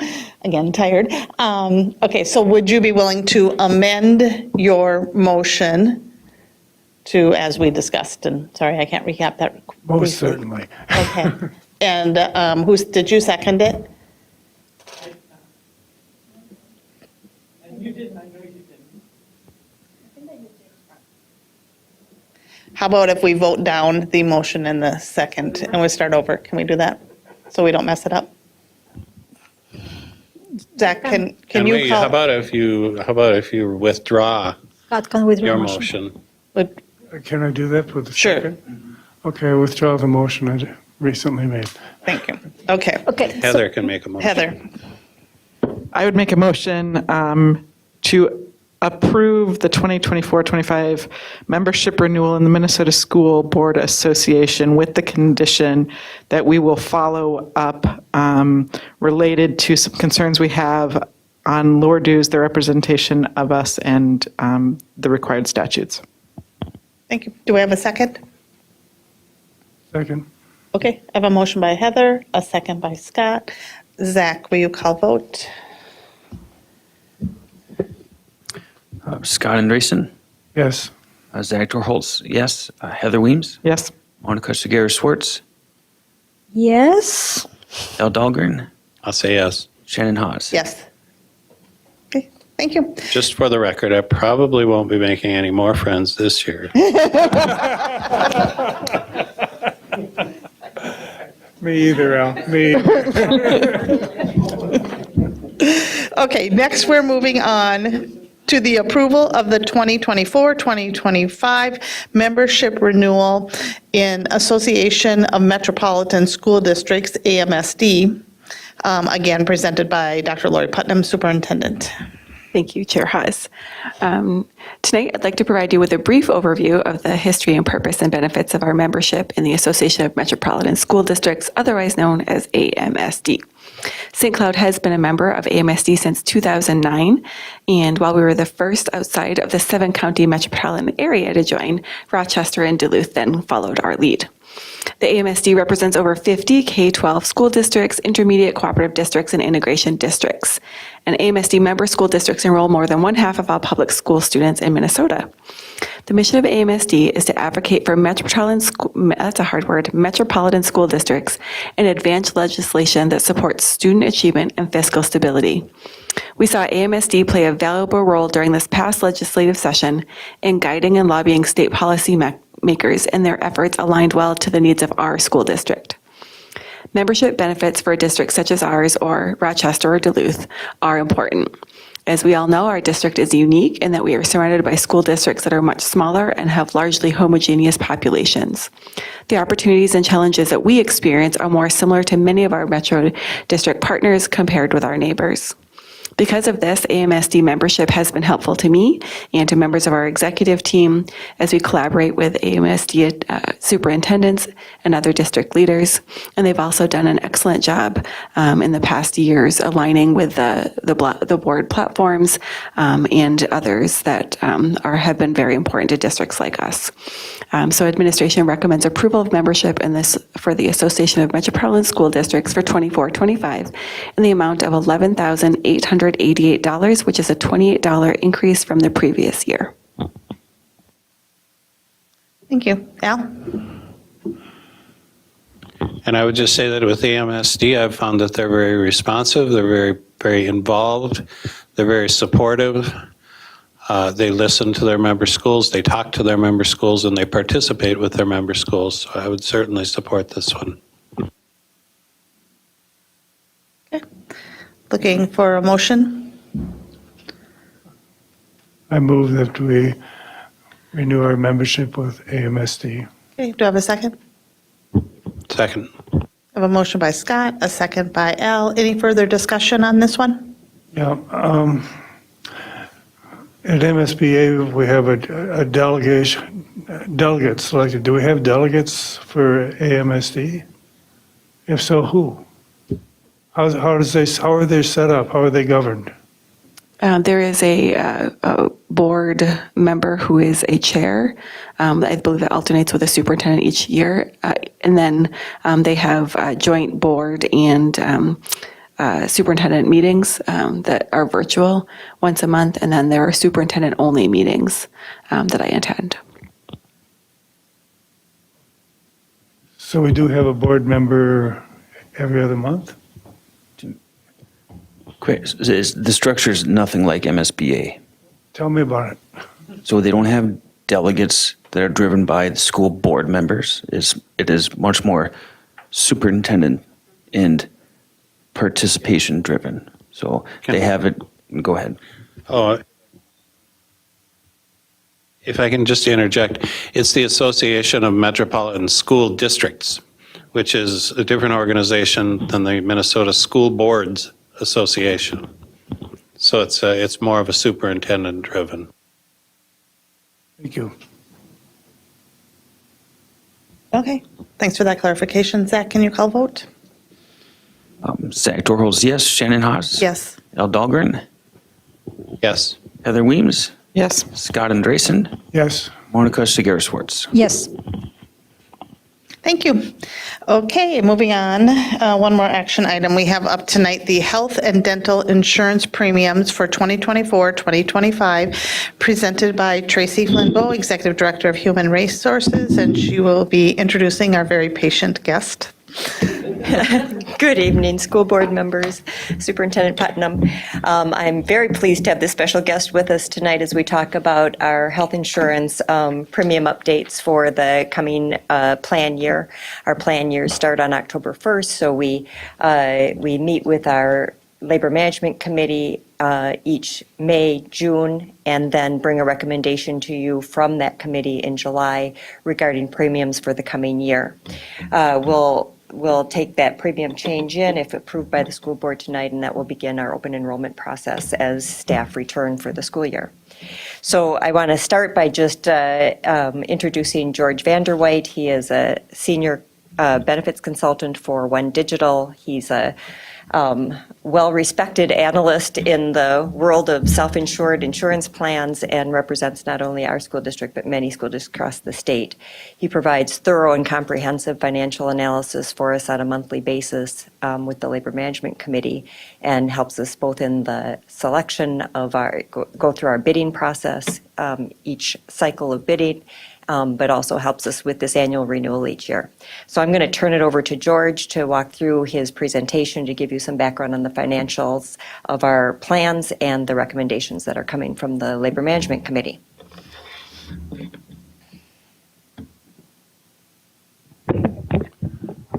Good evening. So we'll walk through the presentation that we've got and answer any questions you guys have. So the first page here is just a quick overview of how the district health and dental plan is currently structured and what that monthly premium is. This does not reflect what the members pay. There is some district contribution that's provided based upon the different employment groups that exist. But we have a fairly simple medical plan that you'll see there with a $2,000 medical deductible that also has a similar out-of-pocket. And then our prescription drug benefit has a separate out-of-pocket maximum of $1,000. And the district does contribute to a health reimbursement account to help members with these out-of-pocket costs as well. So it does help to minimize the overall out-of-pocket for the single. And then on the family, you'll see that those values are doubled. So the $2,000 becomes a $4,000 deductible. Similar with the prescription drug out-of-pocket goes from $1,000 to $2,000. And then the district contribution to that health reimbursement account is also $2,000. These plans are also embedded deductibles, so a member that's in the family wouldn't have anything more than a single deductible and a single out-of-pocket as well. So if you have a family member that has a more catastrophic type of a situation, it wouldn't necessarily cost the family the $4,000 because of that embedded deductible that's part of the family plan. So just that's an overview of the current premiums, and then we'll kind of jump to the next page and talk a little bit about kind of how we are performing so far this year.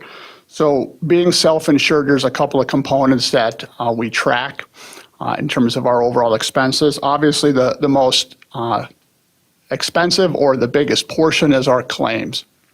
And you'll see overall, we projected at about 11.9 million. We are running at about 11.6 through the month of June. So again, our plan year goes from October through September, so we have the 9 months so far of this particular plan year. Our fixed costs at about $500,000 is pretty much on par we have a little bit more prescription drug rebates. That's what's generating the slightly lower fixed cost versus the projection. So our overall planned costs at about 12.4 was what we had projected. We're running at about 12.1 so far this year.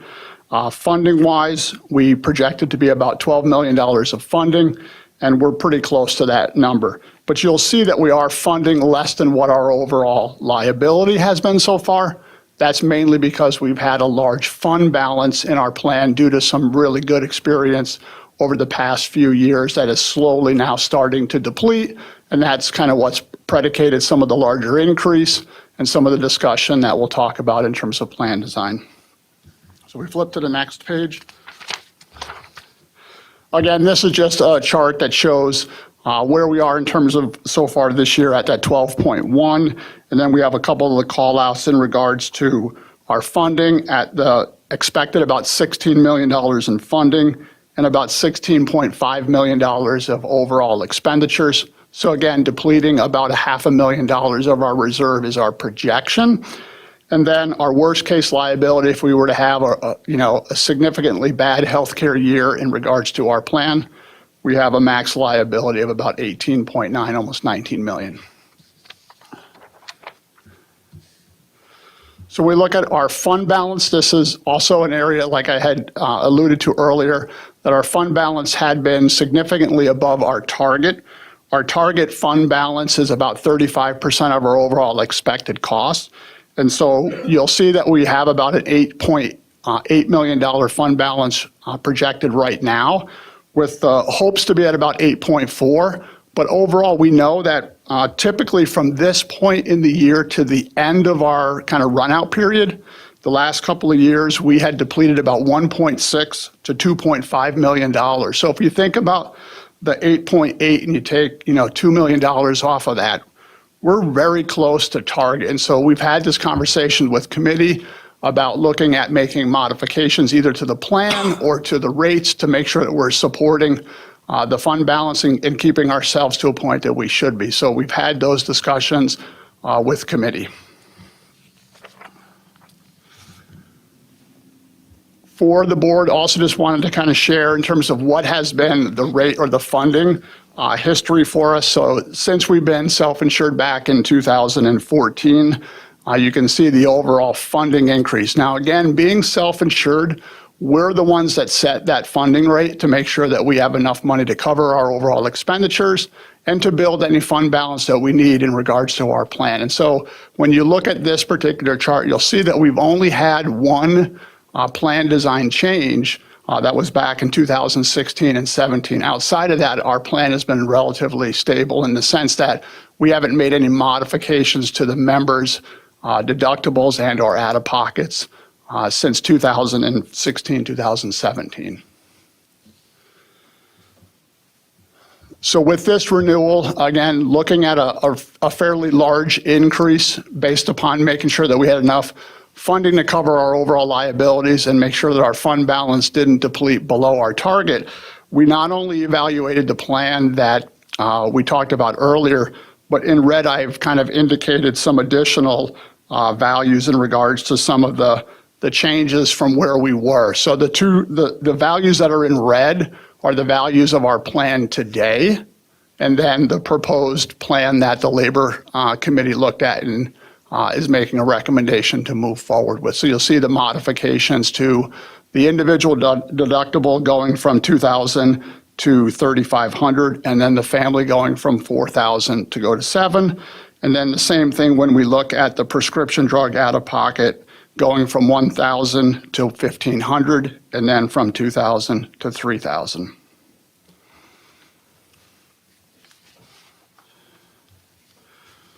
So why do we look at the overall increase, or why do we look at plan design changes? So just to give you a little bit of a history in terms of what's been happening, the chart on the top right there, I think if you look at the blue bars and you see what's happening in a rolling 12-month period in terms of the change to our claims spend.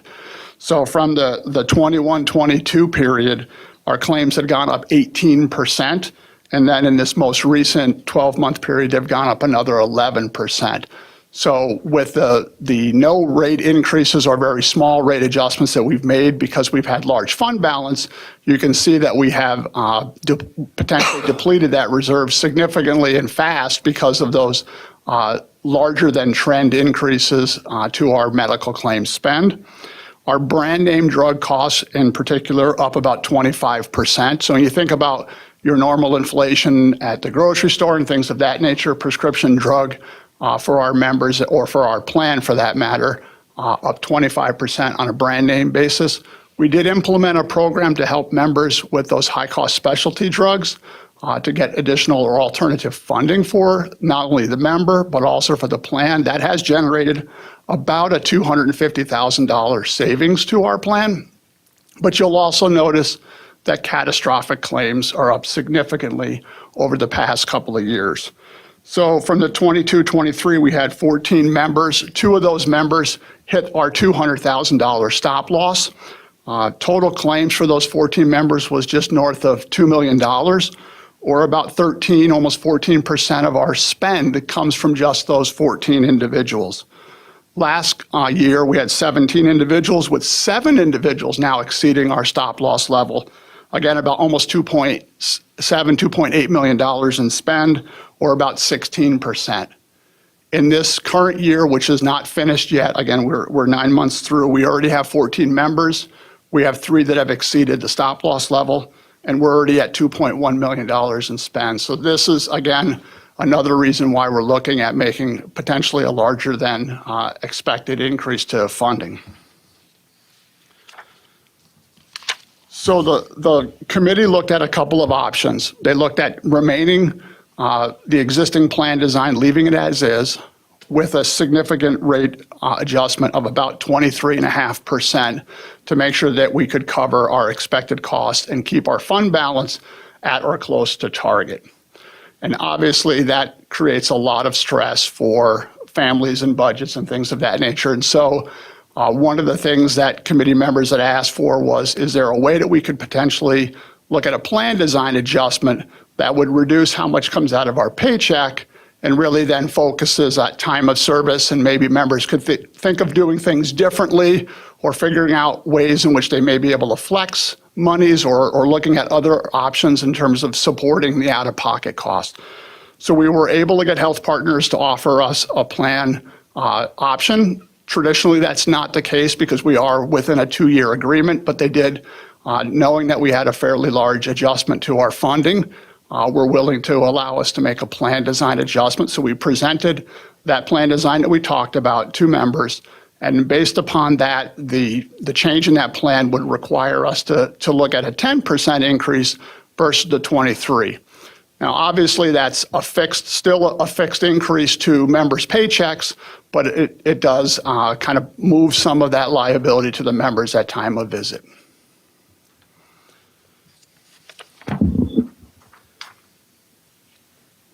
And so then when we think about that, the recommendation is a couple of things. One, the dental plan, the way it's performing, we're not in need of any sort of adjustment there.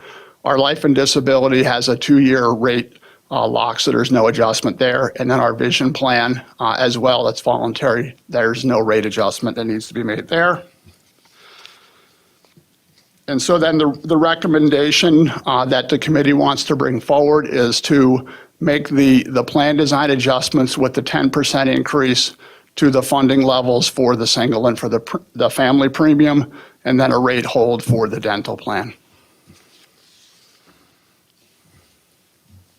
Okay, and I provided all members with a chart with just showing what those premiums would be then for the coming year, and then in the blue column what the employee deduction would be, so you can see the total monthly cost for an employee in these plans, along with the purple column being, the current plan cost for the employees and that change.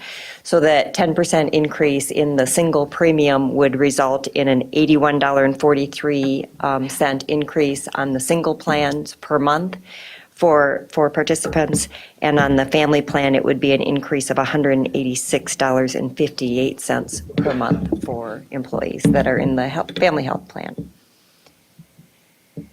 So the administration is recommending that the school board approve the recommendation of the Labor Management Committee by changing, as George said, the plan design to increase those deductibles to $3,500 and $7,000 and increase the premiums by 10% on the single and family insurance with no changes in the dental plans. We're happy to take any questions. Going to Al first, and then Scott. Yeah, I've got a few things here. First of all, in Finance Committee, I brought up the fact that one of my concerns is the large increase in deductible. It brings down the monthly cost to the 10% level, but from an affordability standpoint, if you're a user of insurance, you're seeing a pretty significant increase in the cost to your plan for the year. And I'm not 100% sold personally on the fact that that's the best way to approach it. I mean, if you have insurance so that you're covered if something happens. Insurance isn't much good if you don't have coverage when something happens, but you're protected if nothing happens. So I'm just not, I wasn't real comfortable with that. I'm still not, but I understand the committee chose to go that way. I did receive a call today from an employee of the district that had a few concerns on this. The first concern was that they only found out about this today. I know the email, I believe, went out last night late, but it was this morning is when most employees found out about this, and probably most employees have not yet found out about this because it is summer and they're not reading their emails. One of the requests of that employee who I spoke to was that we at least hold this off for a period of time so that employees have a chance to respond and ask questions prior to us just passing it on them and passing this along, because these are big. I mean, these are big increases to health insurance costs. It's a lot of dollars. It's like another car payment in a lot of cases. But is there a reason? Is there any reason why this has to pass tonight, or could I make a motion? I'm not making a motion. I'm asking a question. Could I make a motion to table this until the August 7th meeting? Would that still be an adequate amount of time to give district employees time to absorb the information and ask questions? Sure. I think the plan's renewal date is in October, and so we need to be prepared for open enrollment, which starts the 1st of September. Yep. So we certainly could have the premium adjustments and the plan adjustments approved at the first meeting in August. Okay, well, I will likely do that. The second question from the employee was, have we looked at combining with other school districts? I know in our property insurance, we have a consortium of school districts. It's the entire metro area gets together, and we purchase insurance as a group, as a larger group. Have we looked at the possibility of combining with a larger number of school districts to increase the size of the employee pool to bring down costs? And would that work even? Yep, so I can speak a little bit to that. So as a state requirement, as a school district, we have to go out to market every other year. And so as part of that statute, we do solicit bids from the public employees insurance pool, as if you're looking at kind of a larger pool opportunity. That particular program doesn't allow us to maintain the plan designs that we have in place, and their rates have historically been higher than our self-insured rates that have existed. So we have looked at those pool options in the past and years ago have also looked at the co-ops, and sometimes those plans don't necessarily generate a lower cost because there's more hands in the pot to try to, provide advisement and different things of that nature. So you have to be careful about how you procure that larger pooled type program, because not necessarily do they always generate a lower overall fixed cost. And at the end of the day, we are going to pay for our claims and the members and what's their kind of experience, and whether it's cancers or things of that nature, regardless of the size of our overall pool. That as much as that risk can be spread, it's still going to be experience rated based upon the size of our organization as well. But we do kind of look at that every other year as well. Okay. The last question that I have, from this again is from the employee, but our employee married to employee program is a zero cost insurance. Yet married employees, when their spouse doesn't work for the school district, have to choose either the husband's program or the wife's program or the spouse's program, and they pay the full amount for that. They don't get a subsidy based on the fact that they're a working adult. They have to choose one or the other, and they pay the higher rates. And the question was, is it fair to employees, to married but not, to people who have the family plan, is it fair to them to, if you're married to a district employee, to have a zero cost health insurance program, but if you're married and not married to a district employee, to have a 1,179, no, what would it be, 13, where is it here? SCAA. Family, it's a 870 or $1,179 monthly cost, just because you're not married to a district employee. And why would it not be the same, where you can choose, you could each take a single plan and pay for whatever is the remaining balance on that, or can enroll in this person's name, or you can enroll in this person's name, but you don't get a free one just because you're both district employees. So it actually makes sense to me, that question. yeah, and I think that question gets asked frequently, and I did not bring the total numbers of employee married to employee in each of our groups, but it's not a significant. It's not affecting the cost of our plan significantly. I think that because that was a benefit that was in the teacher's contract that goes way back. It precedes me. I think it's been in the teacher's contract probably for 30 years.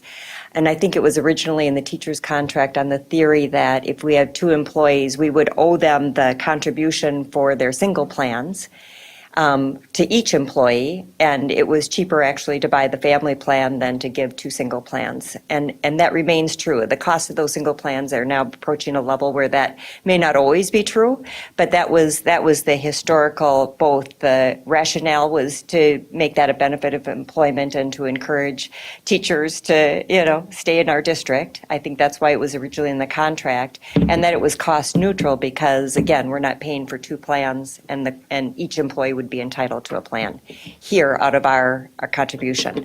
So I think that's why it was in the teacher contracts to begin with. And then as a board has, authorized monies to be able to make sure that all of our employee groups, the non-licensed employee groups, have the same benefits as teachers, we've extended that benefit to all groups. And Amy watches that as part of her management of that fund as well, and watches, where that differential, when we're going to hit that place where it probably isn't cost neutral anymore to the district. But I certainly hear that concern, and I think one of the opportunities for us in the next contract year is to reconsider, as we think about the cost of insurance and the cost sharing that the district does, whether or not that's something that we would renegotiate in our contracts. But I guess I don't understand the cost neutral there. If I'm an employee and I purchase a single plan, my cost is $280.75 a month. But if I marry another employee, then both of us get free. Right, but the district would contribute $615 to each of those singles plan. And if we contribute to the family plan, we pay $1,000 rather than $1,200. But the $615 does not cover the monthly premium for two single plans. No, I So you'd still be short. So how do they get it for zero? It's the cost neutral to the district because we're not paying any more in the district contribution. But I see it listed here as an option, employee married to employee, 2 single plans paid in full.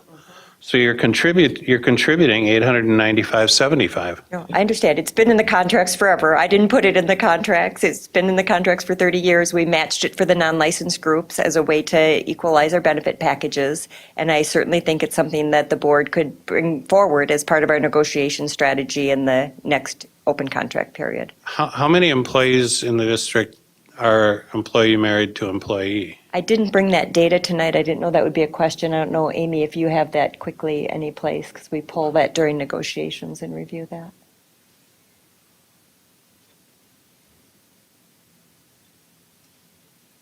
We don't have it handy because we get it by group. Right. So I'd have to look at. Right. Happy to provide that. Yeah, I guess as the cost of these plans increases in the significant way that it's increasing, this will become, I believe that will become an issue. Because We have discussed it always in negotiations, and we've shown the data to each of the groups, and because those groups raised that question, right? And in the process of negotiations, I think with the data in front of them, groups have determined that it's not a significant issue for them, and it's been an ongoing benefit in the school district. So again, it's something that we certainly can raise again. Employee groups can raise that again in negotiations. We could raise it on behalf of the school district if we think it adds some savings and cost containment to the plans. That's certainly an issue we can review. We just can't change it now, right? It's existing. I know we're mid-contract right now, but it just from a moral standpoint, it seems like we're treating people differently. And I mean, we are treating people differently. I think it's a negotiated benefit that the teachers union negotiated 30 years ago. Normally, when we negotiate on the standpoint that something is beneficial to the district. I don't find it beneficial to the district to promote nepotism within the district. And to see an employee married to an employee is of no benefit to the school district. You can marry who you want. We attract who they want. spouses to open positions because it is a benefit. So it's an attractor. It's a recruitment and retention benefit. That's the way it's always been characterized, as I understood it when I joined the district. And we could disagree about whether or not it's a benefit that we want to continue. But that's the genesis of that benefit. It was seen as a way to enhance the benefit package for teachers, and that's why they negotiated it, and it's been in our contracts. It only enhances the benefit package for certain teachers who chose to marry a spouse within the district. I understand that It's not a benefit to the others. The union brought it forward and It's actually negotiated it. costing money out of the plan to the other teachers. The other teachers are paying for that additional benefit to the people who choose to marry someone within the district. And it just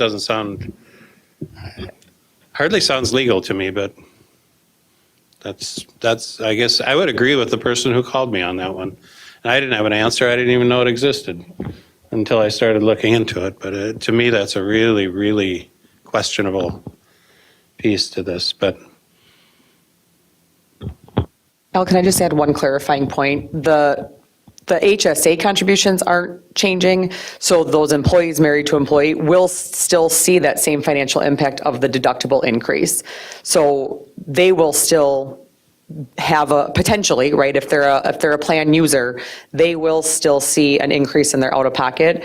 The premium side, the 10% doesn't impact them, but that change in deductible will financially impact because they're not getting a larger HSA contribution. We don't fully fund, the contract language doesn't fully fund that contribution to match the out-of-pocket or the deductible. That's a fixed dollar amount that, again, also would need to be negotiated. And so I think there might be a misconception, too, among staff that it's no cost. It's been close to no cost. It's no cost premium, but they still will bear that gap in the deductible change.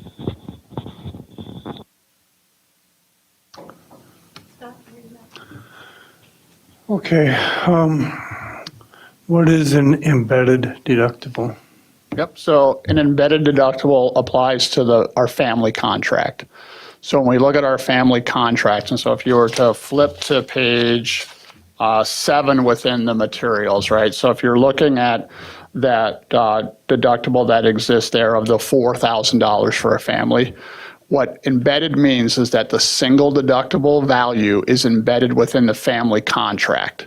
So in my family, if I'm taking the family plan, no one individual on my family would have a deductible greater than the single level, that $2,000. As opposed to if it's not embedded, then that one individual could have a full $4,000 of deductible. So it limits each individual in the family to not exceed a deductible of the single level or the individual level.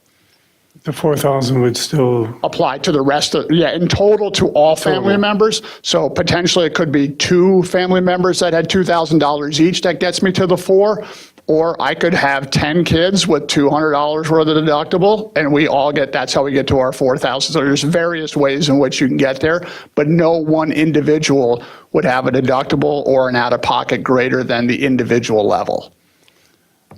Okay. The deductible and the out-of-pocket are the same amount? Yep, so there's 100% coinsurance once a member has satisfied their deductible. It's very unusual. Usually you're looking at plans with 80/20s. Your plans are very rich plans. That's kind of what I thought. Yeah. You're talking about a plan design change regarding the deductible that Health Partners is willing to go along with. We have to wait 2 years to make a change in other plan designs then? Next, so we have one, so we would be renewing with this plan design, and then we would go out to market for the next plan, which would allow us to evaluate plans and maybe revert back or do whatever we want in the subsequent year. So the 2016-17, no, excuse me, 26-27 plan year would allow us to do plan design changes openly. Yep. Okay. Does the plan include retirees? Under Minnesota statute, retirees are eligible to continue up until they reach Medicare. And then upon Medicare, we have a couple of Medicare, group Medicare options available. So they can continue. It doesn't mean that there's a district contribution. It just means under statute, they have the right to continue or bridge that gap from retirement to Medicare at their cost. Okay, so it doesn't cost the district anymore? No, it would vary by contract, but it's not a requirement that the district contributes. It would be bargained for if there is any. Do our contracts require any of that? No, we used to have some post-retiree contributions, and those were all negotiated out of contracts. What is the district contribution? So on the chart that I gave you, you can see that. So on the single plan, it's $615. So we pay about 70% of the premium. Okay. And then on the family plan, the district contribution is $1,090.95 for most employees, and so we pay about 53% of the premium for family plans. Okay. I guess those are the questions I had. Thank you. Amy, I have a question on that HRA contribution. Listed on here, it says that a single employee gets a $1,000 HRA contribution, but an employee married to an employee, each person gets a $1,500 HRA. That's what it says on here. It's not each, if they take a single, yes, so Or 3,000. their contribution is slightly higher based on the current contract language, but it's not going up with the plan design. So It's $2,000 for a family plan if you're not married to a district employee, but you get $3,000 for a family plan if you're married to a district employee. right, and the justification has always been if we hire 2 teachers, which is the historical same reasoning on the premium, if we hire 2 teachers and it's 2 family plans, that would cost the district the premium and a $2,000 contribution if each not married teacher filling 2 positions each took a family plan. Only if they took the family plan. There are a lot of teachers who are married who don't take any plan. Right, and again, this is historical language. So this cost neutral thing, it just doesn't pan out. It costs neutral if everybody takes the max on everything, but that's not being. And again, that's just been the rationale. Once it's in there, it has to be negotiated out, right? So there are certainly things in contracts that aren't. I understand that, but it should be looked at being done. And the question that was presented to me is, why don't we start to take a look at that? Because these things, when married couples are getting $1,500 a piece and teachers or singles are getting $1,000, how can that even be legal? I don't know. You're contributing more money based on someone's marital status. And their marital status isn't whether they're married or not, it's whether they're married to someone else in the school district. If you are, you get a $500 bonus each. Just tell me how that's legal. I don't get it.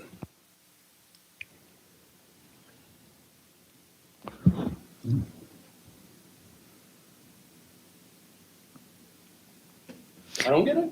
I'm sorry. Okay, so that would be something, the only time to change that is during contract negotiations. It's not legal. Yep, we can look into it. Okay, any other discussion? And we're going to wait for Monica to step back in to vote, but does somebody want to make a motion? Al? I can ask them to I would like to. the retire thing. When they retire, they can continue the plan at their own expense Correct. until they hit Medicare. Correct. Okay, what's that law called again? It's Minnesota Statute 471. Yeah, there's a name for it too, I think.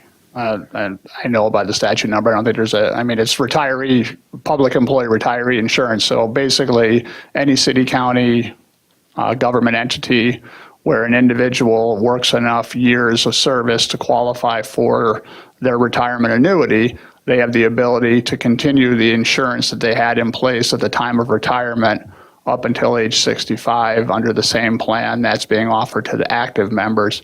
Upon age 65, the entity is able to move that individual to a Medicare plan because Medicare then becomes a primary option to help to defer some of the cost and risk. Cobra, yeah, that's it. COBRA is a federal law that applies to all employer groups versus the Minnesota statute for public employee retirees.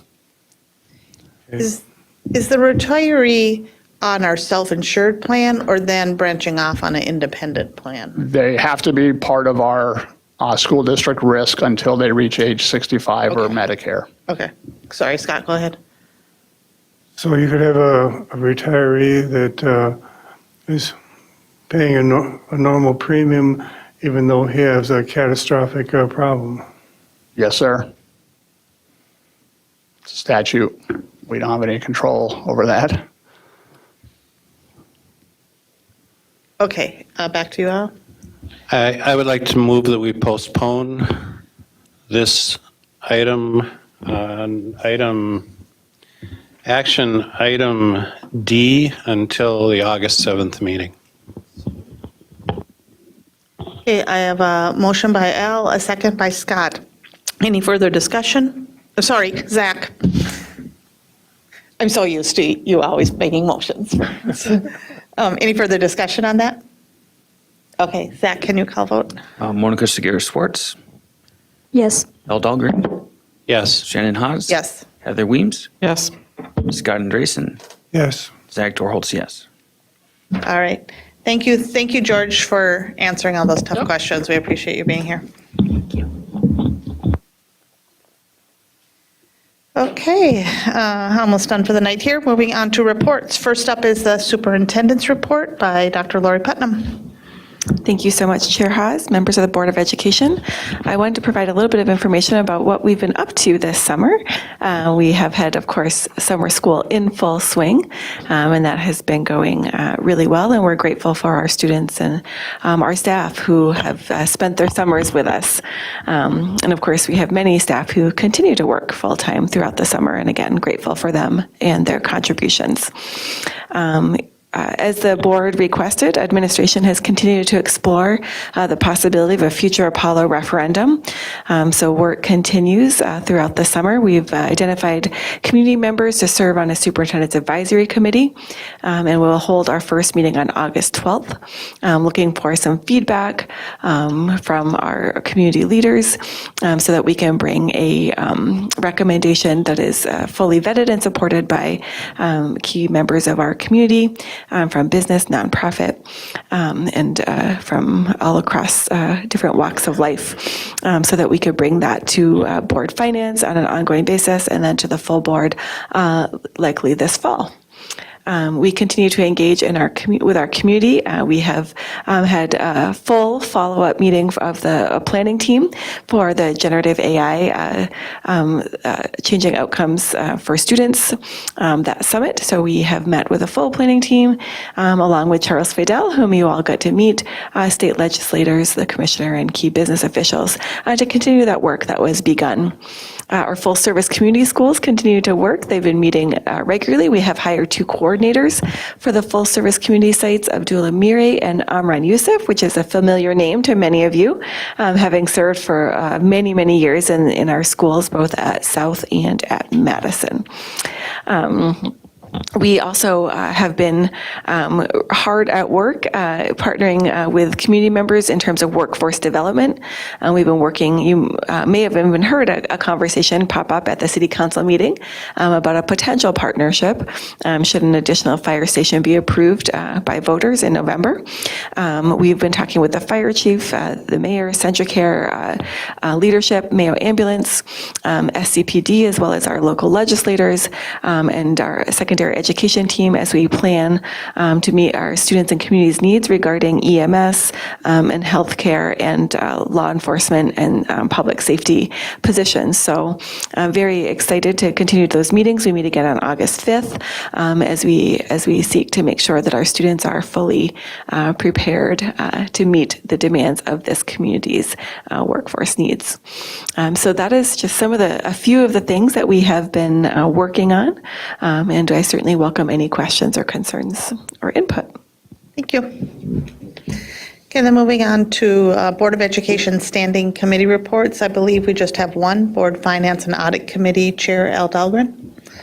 Yes, Finance Committee met on June 11th.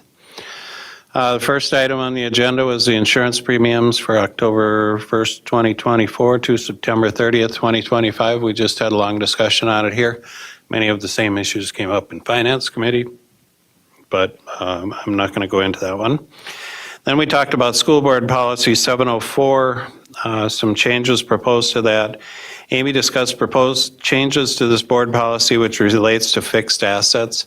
And it's really a GASB change to the general accounting standards for schools.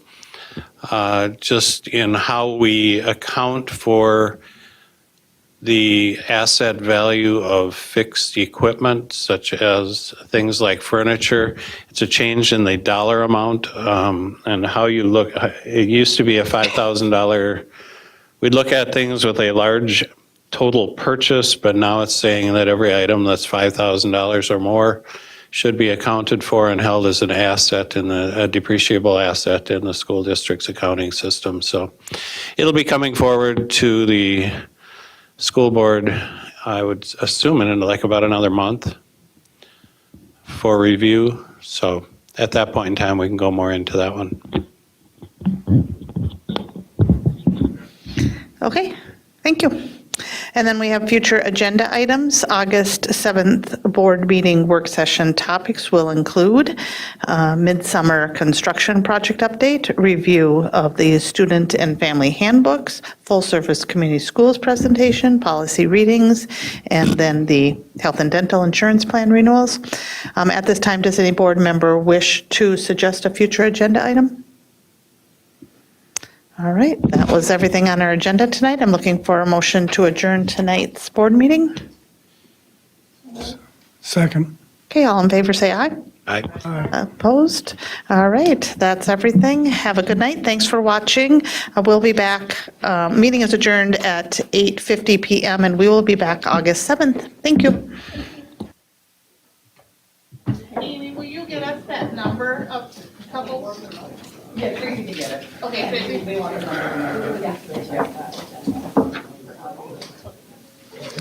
Is it getting big?